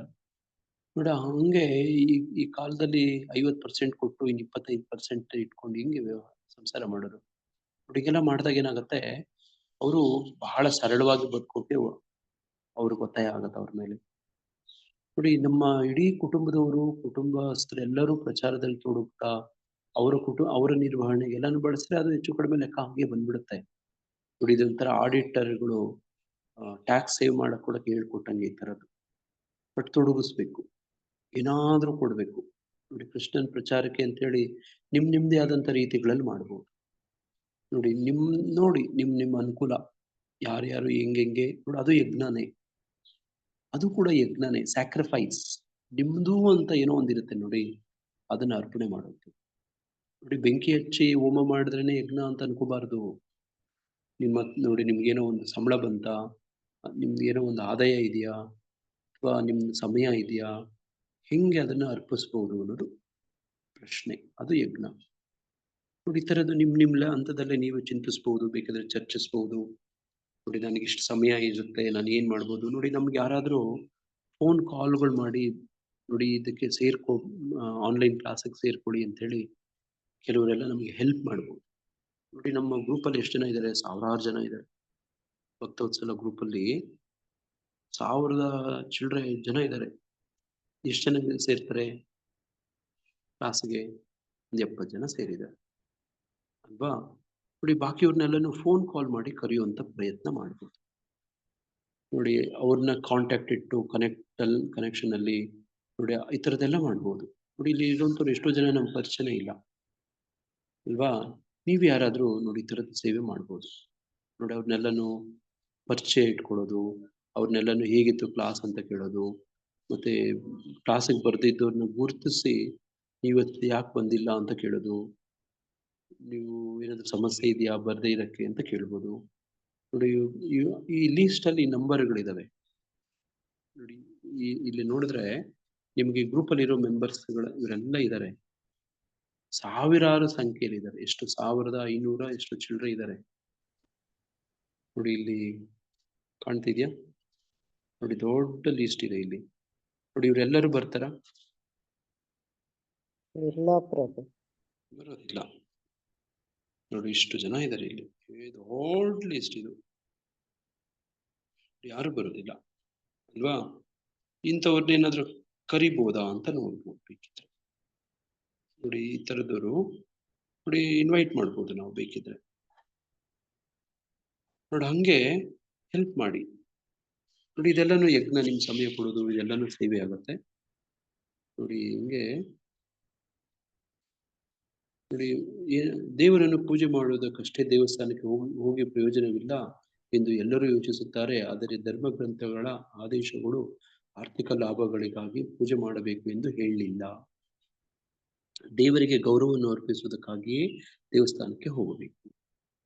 ನೋಡಿ ಅಲ್ಲಿ ಕೃಷ್ಣ ಕಾಯ್ತಿರ್ತಾನೆ, ನಮ್ಮನ್ನು ನೋಡ್ತಾನಂತೆ ಅಂತ ಹೋಗ್ಬೇಕು. ನಾವು ಹೋಗಿ ದರ್ಶನ ಅಲ್ಲ, ಆತ ನಮ್ಮನ್ನ ನೋಡ್ತಾನೆ, ಗುರ್ತಿಸ್ತಾನೆ, ಅಟೆಂಡೆನ್ಸ್ ಹಾಕೋತಾನೆ. ಯಾರು ಬಂದಿದ್ರು, ಯಾರು ಬಂದಿಲ್ಲ, ಯಾಕೆ ಬಂದಿಲ್ಲ. ನೋಡಿ ಬಂದೇ ಇದ್ದವರು ಪ್ರಭುಪಾದರ ಅವರು ಹೇಳ್ತಾರೆ, ಒಂದು ಪ್ರವಚನದಲ್ಲಿ ಹೇಳ್ತಿದ್ರು. ಲಕ್ಷ್ಮೀಪತ್ ಸಿಂಗಾನಿಯಾ ಅಂತ ಒಬ್ಬರಿದ್ದು, ಅವ್ರದ್ದು ವಿಷ್ಣು ದೇವಸ್ಥಾನ ಅವ್ರ ಕುಟುಂಬದ ಇದೆ. ಅವ್ರ ದೇವಸ್ಥಾನಕ್ಕೆ ಅವ್ರು ಹೋಗ್ತಾ ಇದ್ರೆ ಅವರು ದಂಡ ಕೊಡ್ತಾ ಇದ್ರು. ಅವ್ರ ಪೂಜಾರಿ ಅವ್ರ ಮನೆಗೆ ಹೋಗ್ತಿದ್ರು, ನೀವು ಇವತ್ತು ಬಂದಿಲ್ಲ ಯಾಕೆ ಅಂತ ಕೇಳ್ತಿದ್ರು. ನೋಡಿ ಅವರು ತಪ್ಪು ಕಾರಣಕ್ಕೆ ಹಾಕ್ತಿದ್ರು. ನೋಡಿ ಈ ಥರದ್ದು ನೋಡಿ. ಹಿಂಗೆ ದೇವರಿಗೆ ಗೌರವವನ್ನು ಅರ್ಪಿಸುವುದಕ್ಕಾಗಿ ದೇವಸ್ಥಾನಕ್ಕೆ ಹೋಗಬೇಕು. ಅದರಿಂದ ಮನುಷ್ಯನು ಸಾತ್ವಿಕನಾಗುತ್ತಾನೆ. ಧರ್ಮ ಗ್ರಂಥಗಳ ಆಜ್ಞೆಗಳನ್ನು ಪಾಲಿಸಿ ದೇವೋತ್ತಮ ಪರಮ ಪುರುಷನಿಗೆ ಗೌರವವನ್ನು ಸಲ್ಲಿಸುವುದು ನಾಗರಿಕನಾದ ಪ್ರತಿಯೊಬ್ಬ ಮನುಷ್ಯನ ಕರ್ತವ್ಯ. ನೋಡಿ ಮೊನ್ನೆ ಭಾನುವಾರ ಎಷ್ಟು ಜನ ನೀವು ಕ್ಲಾಸಿಗೆ ಬಂದಿದ್ರಿ, ಭಕ್ತಿ ಸೆಂಟರ್ ಬಂದಿದ್ರಿ. ನೋಡಿ ನಿಮ್ಗೆ ತುಂಬಾ ಒಳ್ಳೆ ರೀಸನ್ಸ್ ಎಲ್ಲ ಇರುತ್ತೆ. ಆದ್ರೆ ಆ ವಾರದ ಒಂದು ಪ್ಲಾನಿಂಗ್ ಹಂಗ್ ಮಾಡ್ಕೋಬೇಕು. ನೋಡಿ ನಿಜವಾಗ್ಲೂ ದೇವಸ್ಥಾನಕ್ಕೆ ವಾರಕ್ಕೊಂದ್ಸತಿ ಬರ್ದೇ ಇದ್ದವ್ರ ಬಗ್ಗೆ ತುಂಬಾ ಬೇಜಾರಿರುತ್ತೆ. ಭಗವಂತ ನಿರೀಕ್ಷೆ ಮಾಡ್ತಿರ್ತಾನೆ. ಒಂದ್ ವಾರ ದರ್ಶನ ಮಾಡದಿದ್ರೆ ಹೆಂಗಪ್ಪ ಅನ್ಸ್ಬೇಕು ಆಕ್ಚುಲಿ. ನೋಡಿ ಹಂಗೆ ನೀವು ದೇವಸ್ಥಾನಕ್ಕೆ ಬಂದು ಹೋದ್ರೇನೆ ನಿಮ್ಗೆ ಯಜ್ಞ ಮಾಡಕ್ ಆಗೋದು, ಇಲ್ದಿದ್ರೆ ಆಗೋದಿಲ್ಲ. ನೋಡಿ ಇಲ್ಲೇ ಇದ್ರೆ ಹಂಗೆ ಹಂಗೆ ಹಂಗೆ ದೂರ ಹೋಗ್ತೀರಿ. ನೋಡಿ ಇದು ಮಾನವ ಜನ್ಮ ಬಹಳ ಒಂದು ಒಳ್ಳೆ ಅವಕಾಶ ಈ ಯಜ್ಞಗಳೆಲ್ಲ ಮಾಡಕ್ಕೆ. ವಿಶೇಷವಾಗಿ ದೇವಸ್ಥಾನಕ್ಕೆ ಬಂದು ಭಕ್ತರ ಸಂಘದಲ್ಲಿ ಸಂಕೀರ್ತನೆಯಲ್ಲಿ ತೊಡಗ್ಬೇಕು, ಜೊತೆಯಲ್ಲಿ ಮಾಡ್ಬೇಕು. ಇಲ್ಲ ನಮ್ಮ ಮನೆಯಲ್ಲಿ ನಾವು ಒಬ್ಬರೇ ಆನ್ಲೈನ್ ಕ್ಲಾಸೇ ಕೇಳ್ಕೊಂಡಿರ್ತೀರಿ, ನಾವು ಒಬ್ಬರೇ ಜಪ ಮಾಡ್ಕೊಂಡಿರ್ತೀರಿ ಅಂತಂದ್ರೆ ಅದು ಬೋಗಸ್ಸು. ಅದರಿಂದ ಯಜ್ಞ ಆಗೋದಿಲ್ಲ, ಸಂಕೀರ್ತನೆ ಅಂತೂ ಆಗೋದಿಲ್ಲ ಅದು. ಅಥವಾ ನಿಮ್ಮ ಮನೆಗಾದ್ರೂ ಕರೆಸ್ಬೇಕು ಯಾರನ್ನಾದ್ರೂ. ನೋಡಿ ಹಿಂಗೆ ಮುಂದಿನ ಶ್ಲೋಕದಲ್ಲಿ ಹೇಳ್ತಾರೆ, ಭರತ ವಂಶದ ಶ್ರೇಷ್ಠನೇ ಐಹಿಕ ಲಾಭಕ್ಕಾಗಿ ಅಥವಾ ಅಹಂಕಾರಕ್ಕಾಗಿ ಮಾಡುವ ಯಜ್ಞವು ರಾಜಸವೆಂದು ತಿಳಿದುಕೋ. ಕೆಲವರು ಹಿಂಗೆಲ್ಲ ಮಾಡ್ತಾರೆ, ನೀವು ನೋಡಿರ್ತೀರಿ. ಏನೋ ಒಂದು ಐಹಿಕ ಲಾಭಕ್ಕೋಸ್ಕರ ಮಾಡೋದು, ಅಹಂಕಾರಕ್ಕೋಸ್ಕರ ತೋರಿಸ್ಕೊಳ್ಳೋದಕ್ಕೋಸ್ಕರ ಮಾಡೋದು. ನೋಡಿ ದಕ್ಷ ಪ್ರಜಾಪತಿ ನೋಡಿ ಆ ಥರ ಮಾಡಿ ನೋಡಿ ಆ ಯಜ್ಞ ಆ ಹೋಮ ಏನಾಯ್ತು ಅಂತ ನಿಮ್ಗೆ ಗೊತ್ತು. ಇವತ್ತು ಕೂಡ ದೊಡ್ಡ ದೊಡ್ಡ ಬೋರ್ಡ್ ಹಾಕೋತಾರೆ, ದೊಡ್ಡ ದೊಡ್ಡ ಪ್ರಚಾರ ಮಾಡ್ತಾರೆ, ನಾವು ಇಂತಿಂತ ಹೋಮ ಯಜ್ಞ ಮಾಡ್ತಿದ್ದೀರಿ ಅಂತೇಳಿ. ನೋಡಿ ಅದರಿಂದ ರಾಜಕೀಯ ಲಾಭ ಎಲ್ಲ ಮಾಡ್ಕೊಳಕ್ ಹೋಗ್ತಾರೆ. ಐಹಿಕ ಲಾಭಕ್ಕಾಗಿ ಸತ್ಯನಾರಾಯಣ ಪೂಜೆ ಅಂತ ಮಾಡ್ತಾರೆ. ಸತ್ಯನಾರಾಯಣ ಪೂಜೆ ಏನಕ್ಕೆ ಮಾಡ್ತಾರೆ ನೋಡಿ, ಸತ್ಯ ಅಂತ ಇದೆ ಅಲ್ಲಿ ಅಲ್ವಾ. ನೋಡಿ ಸತ್ಯನಾರಾಯಣ ಪೂಜೆ ಮಾಡ್ತಾರೆ, ಸತ್ಯವಾಗಿ ನಡ್ಕೊಳ್ತಾರ. ನೋಡಿ ಅವ್ರು ಹೇಳ್ತಾರೆ, ಸತ್ಯನಾರಾಯಣ ಪೂಜೆ ಮಾಡಿದಿರಿ 21 ದಿನ ನೀವು ನಾನ್ ವೆಜ್ ಮಾಡಬಾರ್ದು, ಆಮೇಲೆ ಬೇಕಾದ್ರೆ ಮಾಡ್ಕೋಬಹುದು, ಸತ್ಯನಾಶ ಆಯ್ತು ಅಲ್ವಾ. ಈ ತರ ಕೇಳಿದೀರಾ? ಅಷ್ಟು ದಿನ ಮಾತ್ರ. ಅದಕ್ ಮುಂಚೆ 21 ದಿನ ಪ್ರಭು, ಪೂಜೆ ಆದ್ಮೇಲೆ 21 ದಿನ ಪ್ರಭು. ಮೊದ್ಲು 21 ದಿನ ಯಾರು ಮಾಡಲ್ಲ ಮಾತಾಜಿ, ಮಾಡದ್ಮೇಲೆ ಮಾಡ್ತಾರೆ. ಆದ್ರೆ ಸಂಕಲ್ಪಿಸ್ಕೊಳ್ಬೇಕು ಅಂತ ಹೇಳ್ತಾರೆ ಪ್ರಭು. ಅವತ್ತೇ ಮಾಡಲ್ಲ ಪ್ರಭು, ಅವತ್ತೇ ಈರುಳ್ಳಿ ಬೆಳ್ಳುಳ್ಳಿ ಇದೆಲ್ಲ ಅಡುಗೆ ಮಾಡ್ಕೊಂಡು ತಿಂತಿರ್ತಾರೆ. ಸಂಕಲ್ಪಿಸ್ಕೊಳ್ಬೇಕಂತೆ ಪ್ರಭು, ಮುಂಚೆನು ಸಂಕಲ್ಪಿಸ್ಕೊಳ್ಬೇಕಂತೆ, ಆಮೇಲೂ ಸಂಕಲ್ಪಿಸ್ಕೊಳ್ಬೇಕಂತೆ. ನೋಡಿ ಈ ತರದೆಲ್ಲ ಇರುತ್ತೆ, ಈ ತರದೆಲ್ಲ ಇರುತ್ತೆ. ನೋಡಿ ಒಂದು ಯಜ್ಞ ಅಂತಂದ್ರೆ ನೋಡಿ ಈ ತರದೆಲ್ಲ ಇರುತ್ತೆ. ಐಹಿಕ ಲಾಭಕ್ಕಾಗಿ ಅಥವಾ ಅಹಂಕಾರಕ್ಕಾಗಿ ಮಾಡುವ ಯಜ್ಞವು ರಾಜಸವೆಂದು ತಿಳಿದಕ್ಕೂ. ಇತ್ತೀಚೆಗೆ ವರಲಕ್ಷ್ಮಿ ಪೂಜೆ ಮಾಡೋದು ವೆರಿ ಗ್ರ್ಯಾಂಡ್ ಮಾಡೋದು, ಒಡವೆಗಳೆಲ್ಲ ಹಾಕೋದು, ಕಟ್ಟು ನೋಟುಗಳೆಲ್ಲ ಇಡೋದು, ಊರವ್ರನ್ನೆಲ್ಲ ಕರ್ಕೊಂಡ್ಬಂದು ತೋರಿಸೋದು. ನೋಡಿ ಅದ್ರ ಮಾರನೇ ದಿನ ಒಂದ್ ಕೆಲವು ದಿನ ಬಿಟ್ಕೊಂಡು ನೋಡಿ ದೊರಡೆಕೋರ ಮನೆಗೆ ಪ್ಲಾನ್ ಹಾಕ್ತಾರೆ, ಸ್ಕೆಚ್ ಹಾಕ್ತಾರೆ. ನೋಡಿ ಹಿಂಗೆ ಇತ್ತೀಚೆಗೆ ವರಲಕ್ಷ್ಮಿ ಹಬ್ಬ ಒಂಥರ ರಾಜಸಿಕ ತರ ಬೆಳೀತಾ ಇದೆ, ನೋಡಿರ್ತೀರಾ, ರಾಜಸಿಕ ತರ ಬೆಳೀತಾ ಇದೆ ಇದ್ರಲ್ಲಿ. ಹೌದು ಪ್ರಭು, ಮಾಡತ್ ಪ್ರಭು, ಹೆಂಗ್ ಮಾಡ್ತಾರೆ ಪ್ರಭು ಒಬ್ಬೊಬ್ಬರ ಮನೇಲಿ. ಮರಸ್ವತಿ ಮಾತಾಜರು ಹೇಳ್ತಿದ್ದಾರೆ, ಅವ್ರು ಹಿಂಗ್ ಮಾಡ್ತಾರೆ ಅಂದ್ರೆ ನಾವ್ ಹಿಂಗ್ ಮಾಡ್ಬೇಕು. ಈ ವರ್ಷ ನೋಡ್ಕೊಂಡಿರ್ತಾರೆ, ಬರೋ ವರ್ಷ ಅದನ್ನೇ ಬೇರೆ ಅವ್ರು ಹಂಗೆ ಕಾಪಿ ಮಾಡಿರ್ತಾರೆ. ಅಲ್ಲಿ ನಾರಾಯಣನಿಗೆ ಸ್ಥಳನೇ ಇಲ್ಲ, ನಾರಾಯಣನಿಗೆ ಅವಕಾಶನೇ ಇಲ್ಲ. ಬರೀ ಲಕ್ಷ್ಮಿಯನ್ನೇ ತೋರ್ಸಕ್ ಹೋಗ್ತಾರೆ, ಇದರಿಂದ ಲಕ್ಷ್ಮೀ ದೇವಿಗೆ ತೃಪ್ತಿ ಆಗೋದು. ಶಕುಂತಲಾ ಮಾತಾಜಿ ತುಂಬಾ ಚೆನ್ನಾಗಿ ಮಾಡಿದ್ರು ಪ್ರಭು, ನಾರಾಯಣನು ಲಕ್ಷ್ಮಿನೂ ಕೊಂಡ್ರಿಸ್ಬಿಟ್ಟು ತುಂಬಾ ಚೆನ್ನಾಗಿ ಮಾಡಿದ್ರು ಪ್ರಭು ಅವ್ರು. ನಾರಾಯಣ ಇಬ್ಬರನ್ನು ಇಡ್ಬೇಕು ಅಂತ ದೊಡ್ಡ ಮನೆಯವ್ರಿಗೆಲ್ಲ ಹೇಳಿದ್ರೆ ಆ ಕಾಲದಿಂದ ನಾವ್ ಹೆಂಗ್ ಮಾಡ್ಕೊಂಬಂದ್ರೆ ಹಂಗ ಮಾಡೋದು ಅಂದ್ರು. ಇವಾಗ ಮಾತ್ರ ನಮ್ ಶಕುಂತಲಾ ಅವರು ಬೇಬಿ ಅವರು ಅವ್ರು ಮಾತ್ರ ಲಕ್ಷ್ಮೀ ನಾರಾಯಣ ಎರಡು ಇಡ್ತಾ ಇದಾರೆ ಪ್ರಭು. ನಾ ಹೇಳ್ದಾಗಿಂದ ಅದಕ್ಕೂ ಇಲ್ಲ ಪ್ರಭು, ಮೊದ್ಲು ಬರೀ ಲಕ್ಷ್ಮೀ ಇಡೋದು, ಇವಾಗ ಲಕ್ಷ್ಮೀ ನಾರಾಯಣ ಎರಡು ಇಡ್ತಾ ಇದಾರೆ. ಎಲ್ಲ ನಮ್ ಡಿವೋಟಿ ಆದಾಗಿಂದ ಅವರು ಮಾಡ್ತಾ ಇದ್ದಾರೆ. ಒಂದು 5-6 ಮನೇಲಿ ಮಾಡ್ತಾ ಇದ್ದಾರೆ ಪ್ರಭು. ಇನ್ನೆಲ್ಲಾರು ಇಟ್ಬಿಟ್ಟು ಮುಂದೆಗಡೆ ಒಂದು ಕಳಶ ಇಟ್ಬಿಟ್ಟು ಇದೇ ನಾರಾಯಣ ಇದೇ ಲಕ್ಷ್ಮಿ ಅಂತಾರೆ. ನೋಡಿ ಹಂಗೆ ಐಹಿಕ ಲಾಭಕ್ಕಾಗಿ ಅಥವಾ ಅಹಂಕಾರಕ್ಕಾಗಿ ಮಾಡುವ ಯಜ್ಞವು ರಾಜಸವೆಂದು ತಿಳಿದಕ್ಕೋ. ಭಾವಾರ್ಥದಲ್ಲಿ ಪ್ರಭುಪಾದರು ಹೇಳ್ತಾರೆ, ಕೆಲವೊಮ್ಮೆ ಯಜ್ಞಗಳನ್ನು ಅಥವಾ ವಿಧಿಗಳನ್ನು ಸ್ವರ್ಗ ಸಾಮ್ರಾಜ್ಯಕ್ಕೆ ಹೋಗಬೇಕೆಂದು ಅಥವಾ ಈ ಲೋಕದಲ್ಲಿ ಯಾವುದಾದರೂ ಐಹಿಕ ಲಾಭವಾಗಬೇಕೆಂದು ಮಾಡುತ್ತಾರೆ. ಅಂತಹ ಯಜ್ಞಗಳು ಅಥವಾ ವಿಧಿಗಳ ಆಚರಣೆಗಳನ್ನು ರಾಜಸವೆಂದು ಪರಿಗಣಿಸುತ್ತಾರೆ.